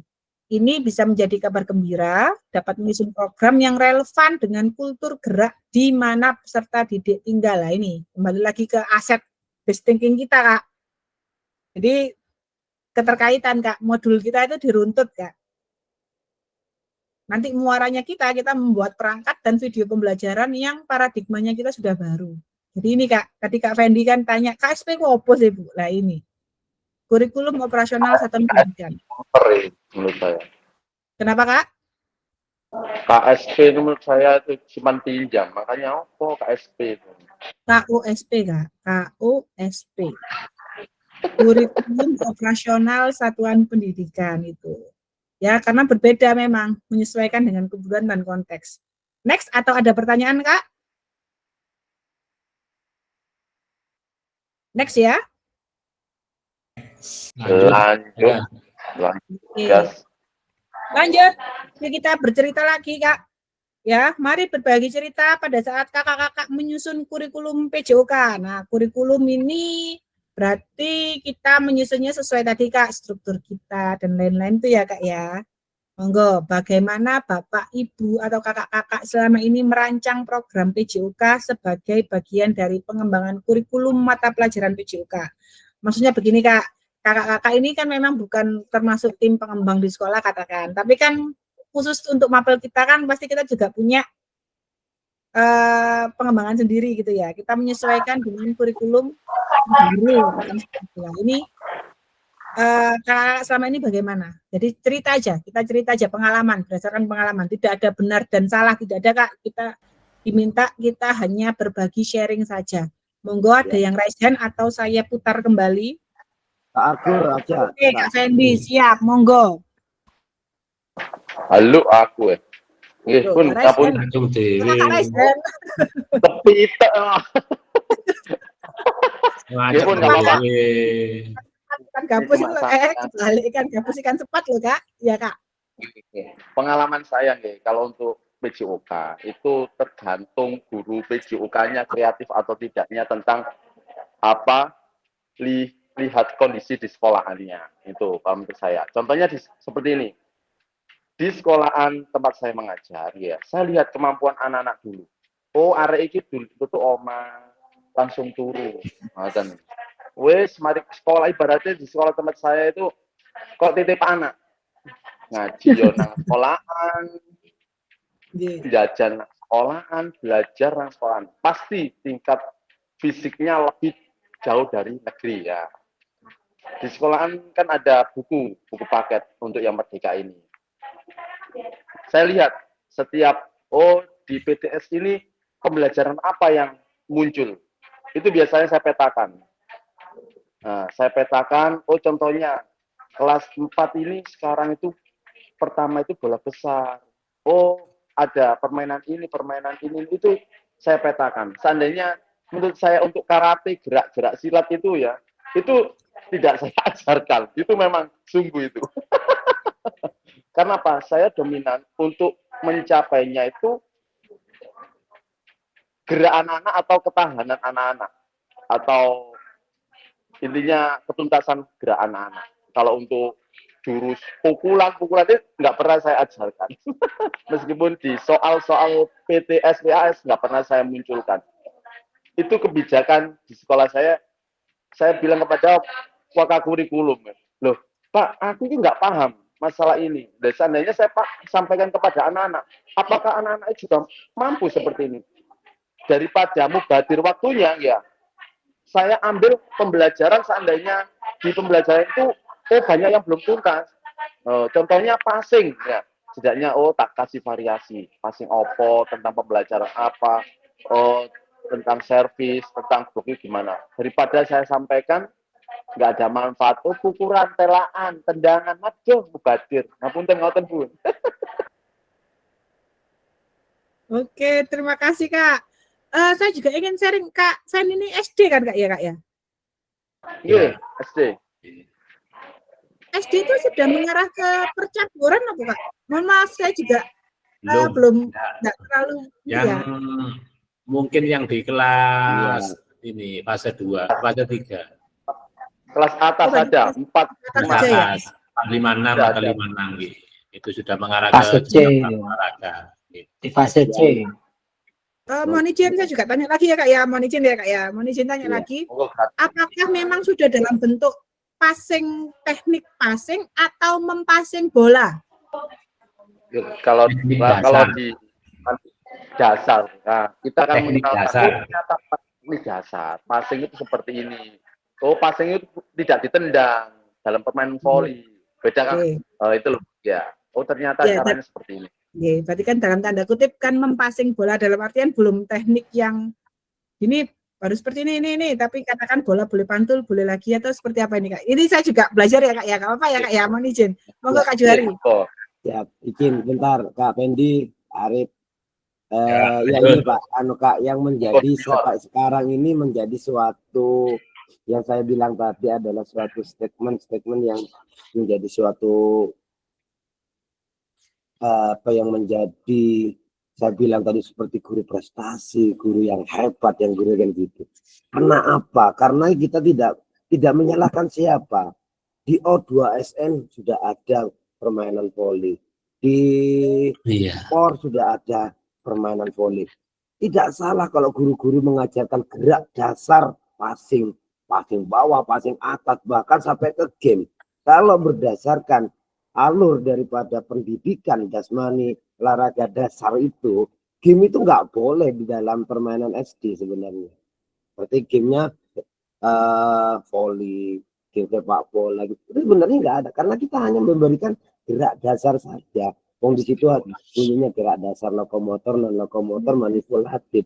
Tapi kenapa tuntutan dari Jawa Timur, bukan saya berpikir di Kota Mojokerto, Jawa Timur sendiri kenapa harus memberikan suatu tuntutan adanya game-game seperti itu? Kalau saya malah memberikan suatu statement, kalau kamu ingin memberikan anak PJOK di SD itu sifatnya adalah untuk berbentuk permainan game, begitulah permainan lapangan, selakbal, rondes itu bisa kita perlombakan. Yang mana di situ tidak fokus kepada cabur olahraga masing-masing. Nah, itu adalah itu sebenarnya dari dulu sudah pernah saya coba, tapi ya saya ini siapa? Itu saja gitu Kak. Mohon maaf, terima kasih Kak. Siap Kak, keren Kak. Saya juga baru, makanya saya oh 2SNSD itu sudah ada voli ya Kak ya berarti? Nggak Dulu ada pernah sekarang. sempat ada, sekarang sudah mulai Sekarang nggak dibuat. ada. Oh ya makanya Dulu saya sempat juga ada, juga gitu. sempat Iya. sempat gini. Gitu. Karena oke, Kak Nur Sidik monggo, Kak Nur Sidik monggo. Siap. Makasih. Mungkin saya menambahkan aja untuk Pak Ciswari tadi yang katakan di SD sudah mulai ke gerak dasar. Sebetulnya kalau di SMP itu hanya mulai masuk ke teknik dasar. Kalau SD kan gerak dasar, SMP itu di teknik dasar. Teknik dasar jadi kita di SMP itu sudah mulai memberikan materi ke cabur, misalkan untuk sepak bola bagaimana cara kita melakukan passing, cara kita menendang yang benar, itu sudah mulai ke sana. Dan game itu juga sudah kita mulai. Cuman yang jelas kita sampaikan ke anak-anak semua yang penting bergerak fun. Jadi secara game pun kita tidak monoton, harus sesuai dengan aturan yang sebenarnya. Mungkin kalau di dalam sepak bola mungkin kita memberikan karena kondisi lapangan yang kecil kita jadikan 7 lawan 7 atau berapa seperti itu.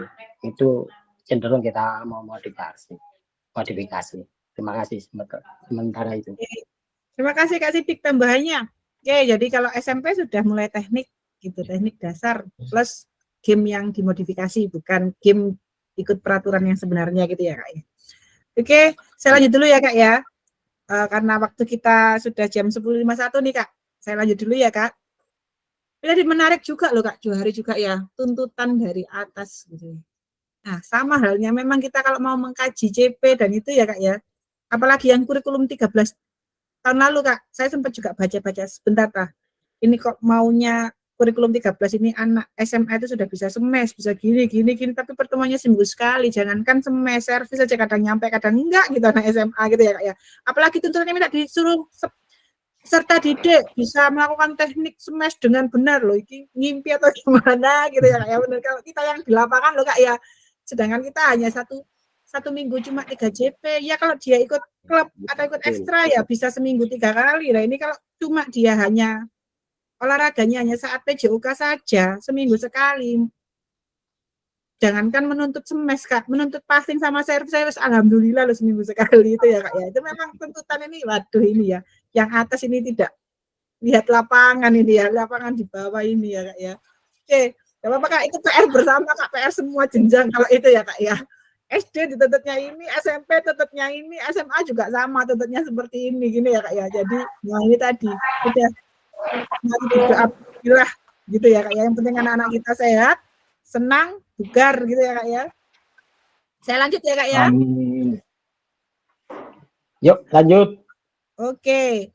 Apa saja yang selama ini kakak-kakak anggap menjadi sesuatu yang bernilai untuk dipelajari murid di kelas PJOK? Nah, ibaratnya kakak-kakak nih nilai jualnya kakak-kakak nih, ini loh yang bernilai dalam pelajaran PJOK. Ini apa Kak? Monggo, ada yang raise atau saya undi? Cabit. Saya gulung lagi ya, saya gulung-gulung ya Kak ya. Jadi saya harap kalau gulung-gulung gini nih ketika namanya keluar ya mohon itu ya Kak ya, kita sama-sama ya. Jadi kayak Obiwan Arisan ini. Turut aktif gitu loh Kak. Obiwan Arisan. Arisan lagi.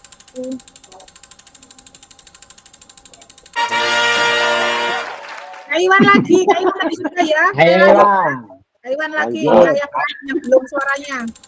Kak Iwan tadi sudah. Mohon maaf Kak, kita lanjut ya. Oke, Kak Yeni. Cocok ini. Yeni. Cocok. Di suaranya mau. Tadi ada kok sekarang tidak ada. Yeni. Di kolam tak? Ini Kak Yeni di kolam. Bagus kolok nih Rasian. Kak Yeni, cek. Masih di dasar kolam kayak saya. Kayak kupu-kupu. Masa di dasar iki lho. Ya kayak ini oke. Nah, ini loh Kak. Nah, opian gini biar keluar gini nih.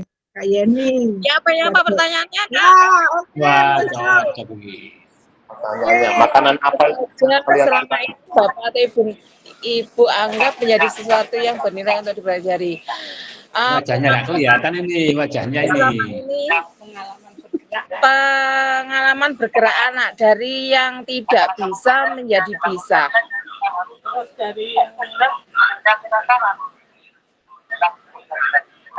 Oke. Videonya Jadi dibuka. pengalaman bergeraknya ya Kak ya. Iya, dari yang kurang aktif menjadi bisa aktif. Ya, Ampun. gitu lah Kak. Yang kurang sehat menjadi sehat, Loh. yang kurang bugar menjadi lebih bugar. Oh, istimewa. Itu kalian itu Istimewa. turunannya dokter kalian itu. Jadi Yang yang kurang dari mampu tambah lembut. Dukun kok dokter. Iya. yang biasanya mageran jadi aktif bergerak gitu ya Kak ini ya. Iya, Terus yang mungkin awalnya dikit-dikit gerak dikit sudah bengek atau sesak gitu sekarang sudah mulai aktif tanpa sesaknya kambuh gitu mungkin ya Kak. iya. Kayaknya ditambahi. Ditambahi. Awalnya kurus jadi gendut. Oh, iku aku lan.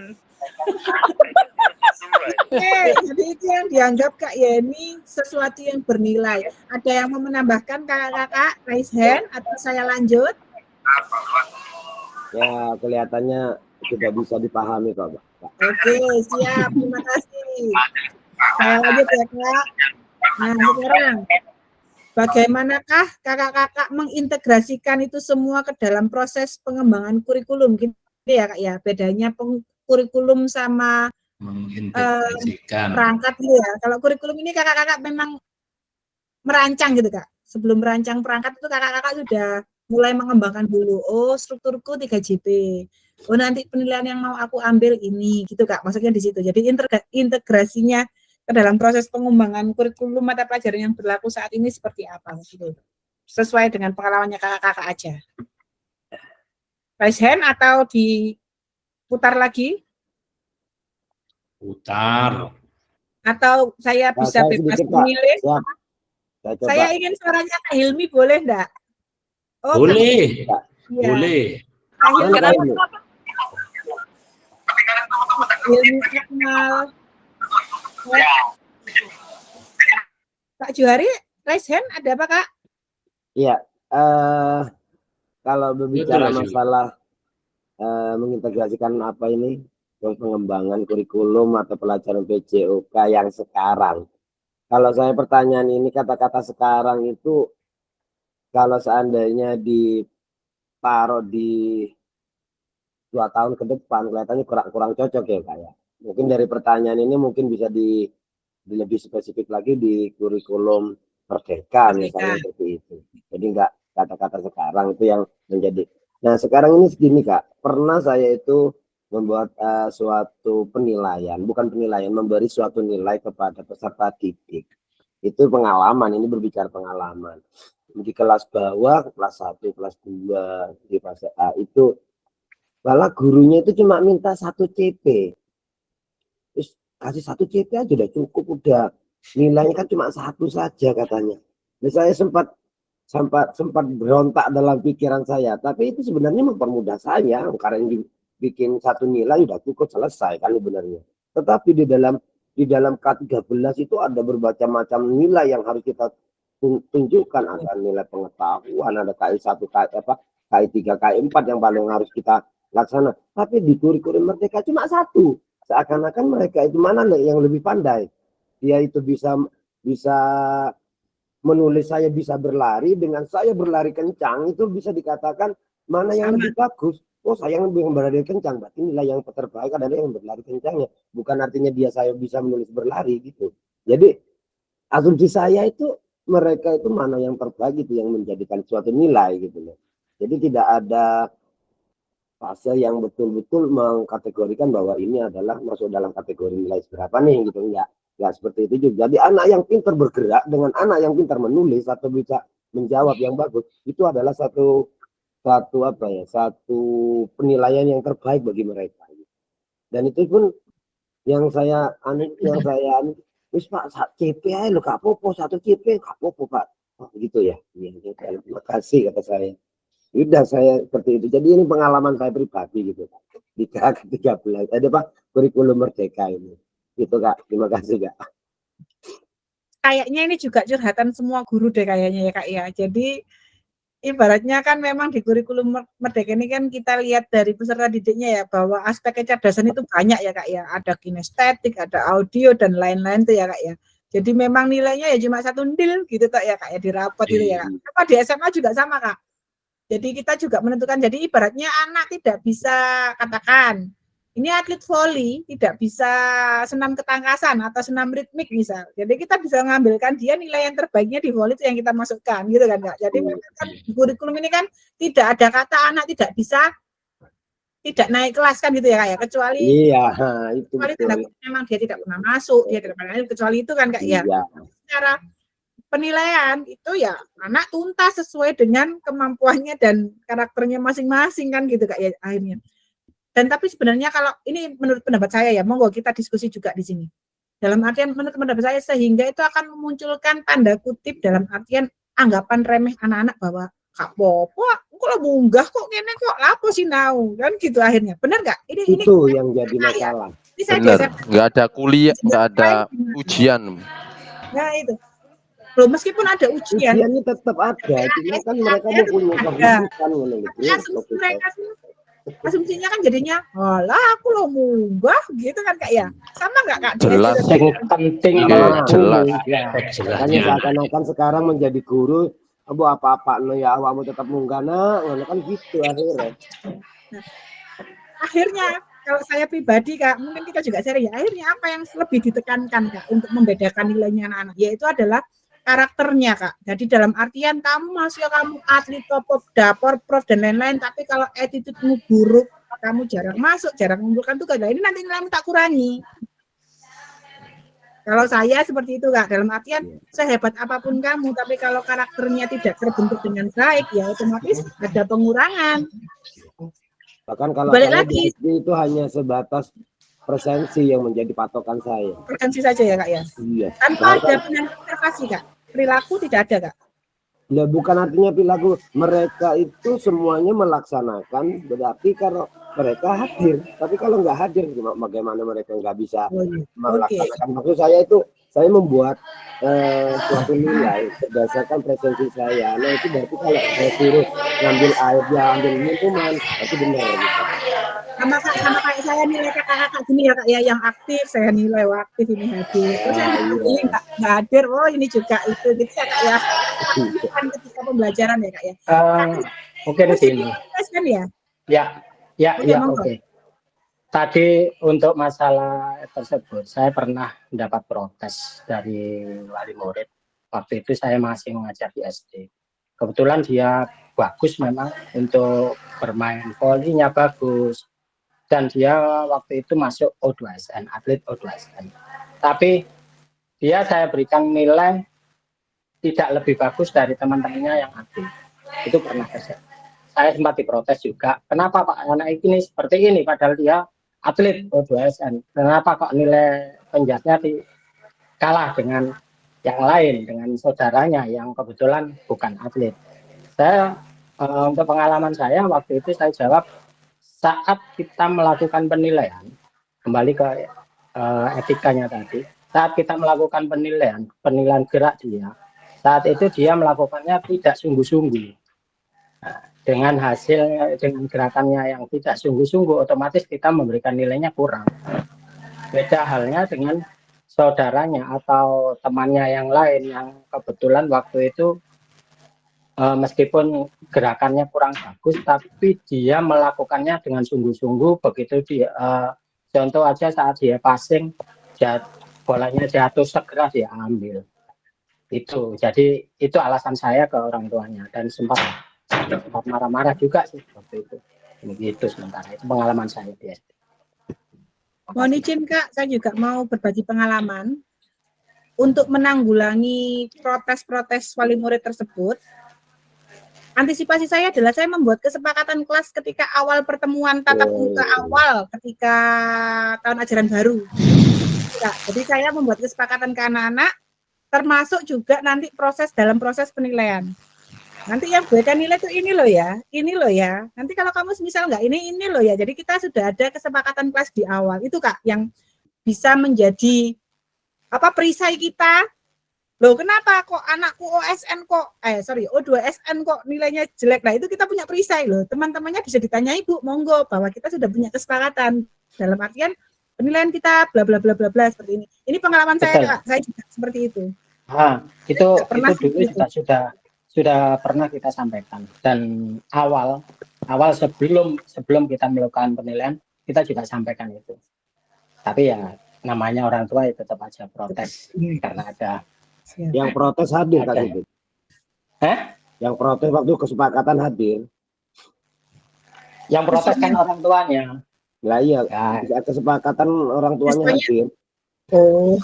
Ya itu yang kurang paham karena kita nggak melihat absen. Daftar hadirnya perlu Kak Sidik. Iya, setuju. Ya, Kak. Karena Kak? Kesepakatan kelas itu juga salah satu aksi nyata di PMM Kak. Loh ini loh lumayan kita sekali dayung buat pulau terlewati nih Kak. Ya, jadi kesepakatan kelas kita kalau misal kakak-kakak ini PMM-nya masih kosong yang untuk kesepakatan kelas, saya lupa itu apa itu. Itu kurikulum merdeka juga kayaknya itu, materi kurikulum merdeka. Gimana Kak Ferry? Yang aksi nyata ada buat kesepakatan kelas loh Kak. Ya. Itu bab apa ya Kak ya? Kalau nggak salah kurikulum ya Kak ya? Kurikulum merdeka juga ya? Itu masuk di budaya positif, penerapan budaya positif. Oh, itu ada Kak. Nah, ini kan buat ngisi PMM Kak. Itu juga ada Kak. Jadi kita sekalian jalan gitu Kak. Jadi biar gak bolak-balik gitu. Ada Kak untuk kesempatan kelas. Ini juga bisa kita manfaatkan. Oke ya. Terima kasih Kak Sidik atas pengalamannya dulu. Oke. Kalau pengalaman saya antisipasinya di situ. Kalau masih ada orang tua yang protes lagi Kak. Nah, biasanya kesempatan kelas itu kita tertulis Kak. Jadi tinggal kita sodorkan. Monggo Bu, dilihat gitu Kak. Kalau saya, monggo nanti barangkali ada antisipasi yang lain, monggo barangkali ada kakak-kakak yang mau menyampaikan atau saya next. Oke, siap, kita next ya Kak. Next. Makasih kita sambil ya Bean. Kak Fendi Binos. Oke, sebentar Kak, saya tayangkan lagi. Muncul ya Kak. Nah ini Kak, 6 faktor yang mempengaruhi pengembangan program PJOK. Meskipun kita sudah berancang dengan baik Kak ya, kita juga harus sekali lagi memperhatikan faktor-faktor yang mempengaruhi. Ya, dan kita harus siap itu terkait dengan kebutuhan dan karakteristik peserta didiknya. Konteks masyarakat. Nah ini semuanya di modul sebenarnya ada Kak, tinggal dibaca kembali. Waktu. Nah, kita ketika merancang juga harus lihat waktunya, alokasi jam pelajaran, cakupan tahapan dan teknologi. Nah, PJOK kok pakai teknologi? Ya, zaman sekarang Kak, kita bisa teknologinya dalam bentuk apa? Dalam bentuk itu mungkin kita video pembelajaran, bisa kita tayangkan kan itu juga teknologi. Terus atau pengumpulan tugas, sekarang kita bisa juga kok paperless tanpa harus buku. Nah, itu tapi cuma saya nggak tahu kalau di SMA sudah saya terapkan bisa jalan Kak. Saya belum tahu kalau yang di SD kira-kira diterapkan bisa jalan tidak, karena kan beda karakter tadi ya, beda kebutuhan peserta didik. Kalau SMA saya sekarang sudah upayakan tanpa paperless. Jadi semua tugas kumpulkan di link drive ini, kalau SMA. Kalau SD, kalau SMP mungkin masih bisa, tapi kalau SD lah ini juga perlu sharing dari teman-teman. Mungkin tidak. Kita sudah mulai masuk tugas sekarang mengarahnya kumpulkan di drive atau mungkin sudah buat SID sendiri-sendiri gitu. Nah, tapi kembali lagi Kak ke karakteristik dan konteks masyarakat. Kita tidak bisa menyamakan yang memang di pusat kota sama yang daerah pinggiran itu kan juga pasti berbeda juga. Jadi ini juga yang harus kita perhatikan juga. Oke, saya next ya Kak, atau ada pertanyaan? Lanjut. Aman? Aman. Oke. Aktivitas 3 terakhir ini Kak. Jadi ada karakter kurikulum Merdeka dan artikulasi dari Ki Hajar Dewantara. Nah, ini kata kunci yang apa yang berulang kali kita bahas dalam mengembangkan kurikulum. Kata kuncinya apa, Kak, tadi, Kak? Perlu 3 tadi loh, Kak. Apa aja tadi, Kak? Masih diingat apa enggak, Kak? 3 kata kunci tadi loh, Kak. Dalam mengembangkan kurikulum, Kak. Pemilihan, memberikan pilihan. Bukan. Yang tadi yang saya sampaikan ada 3. Ini, dan ini. Bukan choice, voice. Itu bukan yang itu, Kak. Yang tadi ada di slide tadi loh, Kak. Yang kedua penilaian. Nah, ya itu yang itu. Peserta didik. Apa aja tadi, monggo yang raise hand, Kak. Capaian Oh, pembelajaran, Terus? Cek. Ada yang raise hand tadi?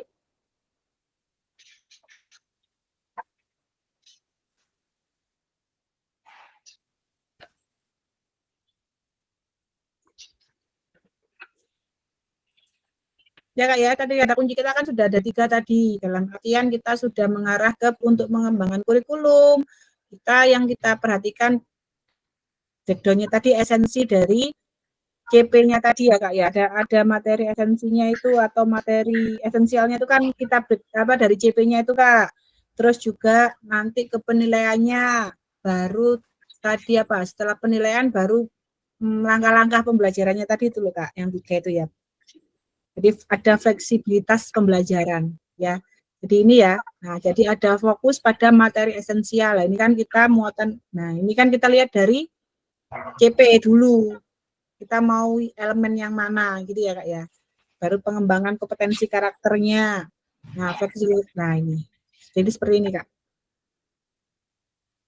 Ya. Ini sebenarnya esensialnya masuk juga di modul juga sudah ada, Kak. Next, Kak. Oke. Nah, ini diskusi. Ya, diskusi terakhir ini, Kak. Lah, Ki Hajar Dewantara tadi kan sudah sempat dibahas oleh Kak Ferry ya, bahwa kita itu kurikulum berkembang sesuai dengan zamannya gitu ya, Kak Ferry tadi menyampaikan ya. Nah, ini Ki Hajar juga menggarisbawahi bahwa maksud pendidikan adalah menuntun segala kodrat yang ada pada anak-anak agar mereka dapat mencapai keselamatan dan kebahagiaan yang setinggi-tingginya baik sebagai manusia maupun sebagai anggota masyarakat. Oleh sebab itu, pendidik hanya dapat menuntut tumbuh atau hidupnya kekuatan kodrat yang ada pada anak-anak. Nah, ini ada yang bisa mengelaborasi maksudnya Pak Ki Hajar Dewantara dengan pembelajaran kita saat ini, Kak. Kodratnya anak-anak ini kodrat yang seperti apa ini, Kak? Monggo. Benar, Kak? Kak Ferry, monggo. Terima kasih, Kak Eka. Menurut saya, pemahaman dari Ki Hajar Dewantara ini kan menuntun segala kodrat yang ada pada anak. Kalau kita masukkan ke PJOK, yang saya pahami itu adalah bagaimana kita menuntun anak-anak ini mencapai bakatnya dan minatnya. Misal, ketika saya memiliki anak yang besar, mekar, nah di situ bisa saya tuntun anak ini mungkin bisa mengikuti salah satu cabang olahraga, misalnya judo, seperti itu. Misalnya saya memiliki anak yang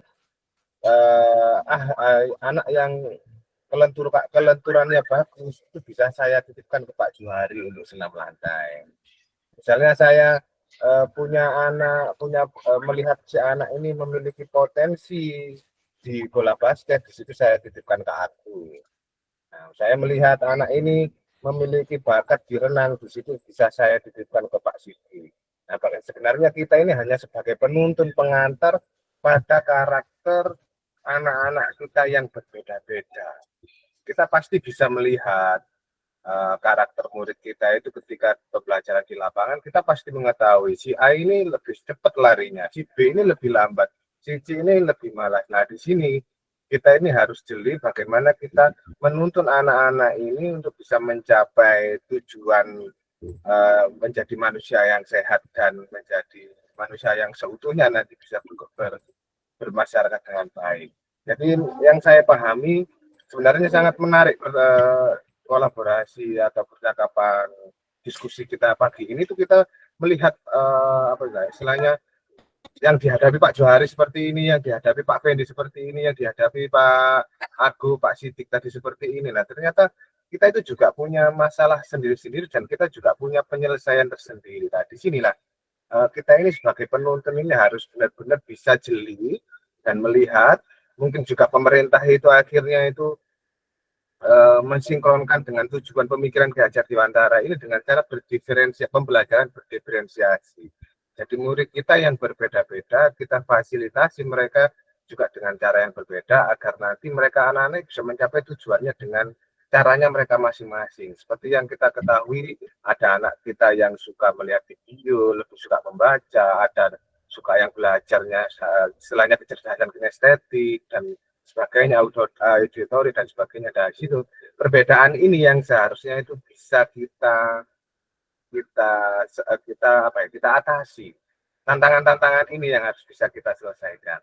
Memang mungkin kalau kita belum tahu tentang pembelajaran berdiferensiasi ini, mungkin kita itu ribet melihatnya. Tapi ketika kita nanti sudah masuk, wala ternyata cuma seperti ini. Tinggal, tanda kutipnya, tinggal kita mau enggak, itu aja. Karena kita itu mau enggak sedikit ribet, sedikit lebih aktif lagi. Biar apa? Biar value guru PJOK yang selama ini dipandang sebelah mata itu bisa berubah. Paradigma teman-teman kita yang seperti di awal tadi Kak Eka sampaikan, lah guru PJOK gerak-gerak ngedok gajinya foto lah. Itu saya tadi sempat komen waktunya gerakan cangkem elek lah. Apa biar nggak kelem jadi guru olahraga gitu aja. Saya seperti itu jengkelnya sama teman-teman yang underestimate kita sebagai guru PJOK seperti apa. Padahal kita itu di lapangan itu kalau ketemu anak yang mungkin kalau saya lebih mudah karena lapangan saya itu di sekolah saya itu tertutup seperti itu, tidak keluar sekolah dan lebih fokus di situ. Jadi mungkin keuntungan saya itu dengan keadaan sekolah saya yang enak untuk pembelajaran PJOK. Jadi kembali lagi kita sebagai guru PJOK, kita itu harus bisa menuntun dan mengantar anak ini yang jago basket ini mungkin bisa diarahkan ke sana, yang voli ke sana, tapi tetap kita kembali, kebetulan saya di SD, di gerak dasar ini yang kita spilkan sedikit-sedikit ke anak-anak. Contoh di bola besar saya bisa menyampaikan bola futsal seperti apa, bola basket seperti apa, voli seperti apa. Intinya saya stimulus lah anak-anak ini kira-kira tertariknya di mana. Nah, nanti kalau anak-anak sudah berbakat, kita arahkan ke cabang olahraganya. Nanti bisa menjawab kebutuhan yang disampaikan atasannya Pak Johari tadi, dituntut untuk O2ASN, dituntut ini. Nah, itu tadi. Kembali lagi kita guru PJOK itu sebenarnya sebagai penyaring juga anak-anak ini biar kita tahu anak-anak seperti apa, nanti diarahkan ke sana kemari. Nah, seperti itu pemahaman yang saya bisa saya sampaikan. Mohon maaf terlalu banyak kata. Terima kasih.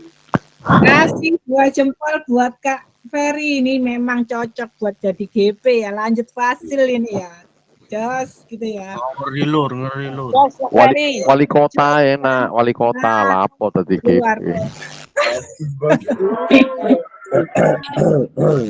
Ya tetap ngajar enak tadi wali kota.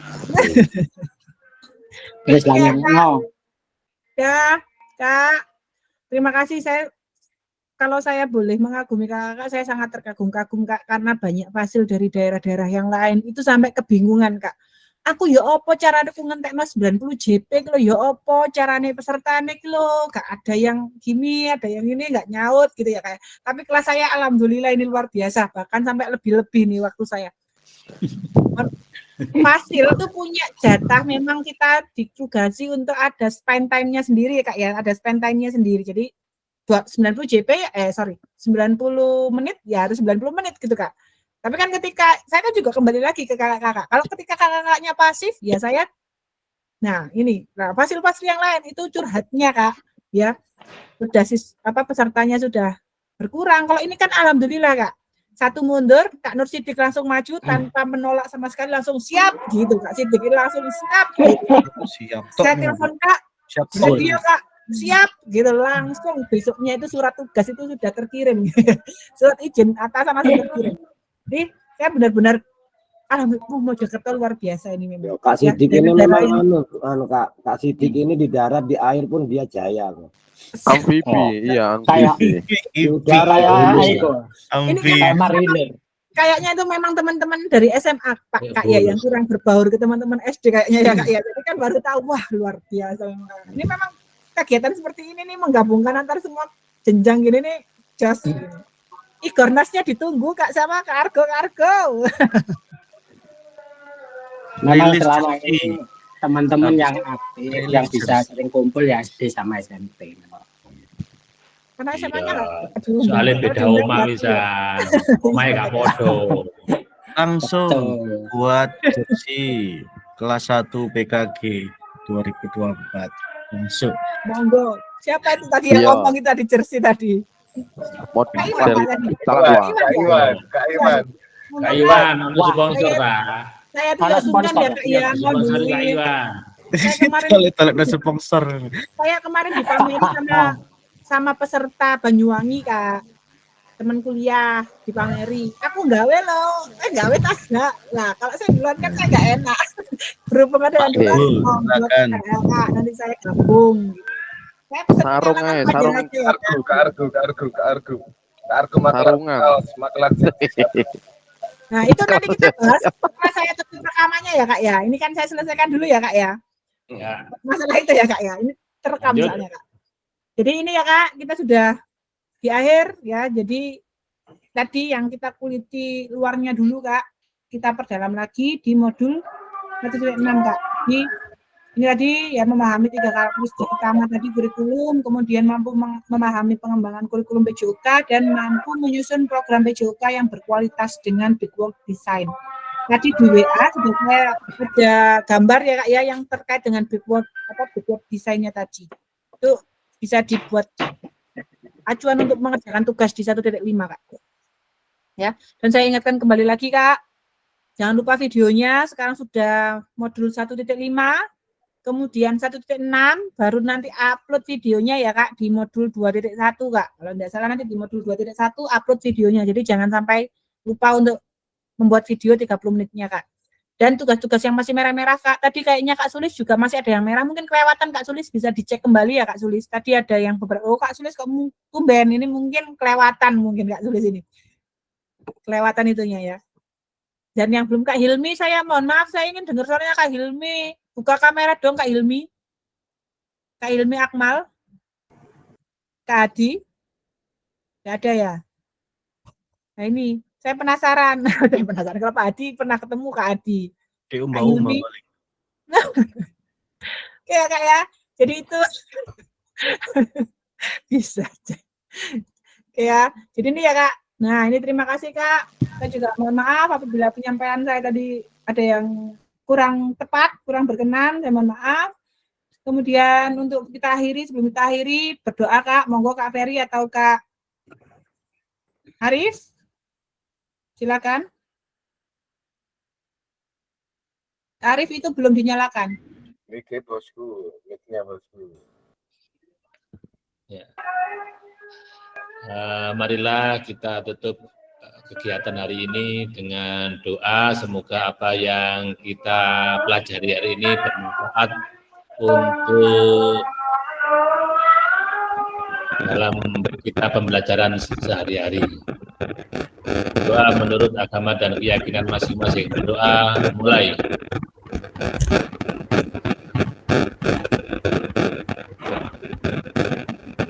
Doa selesai.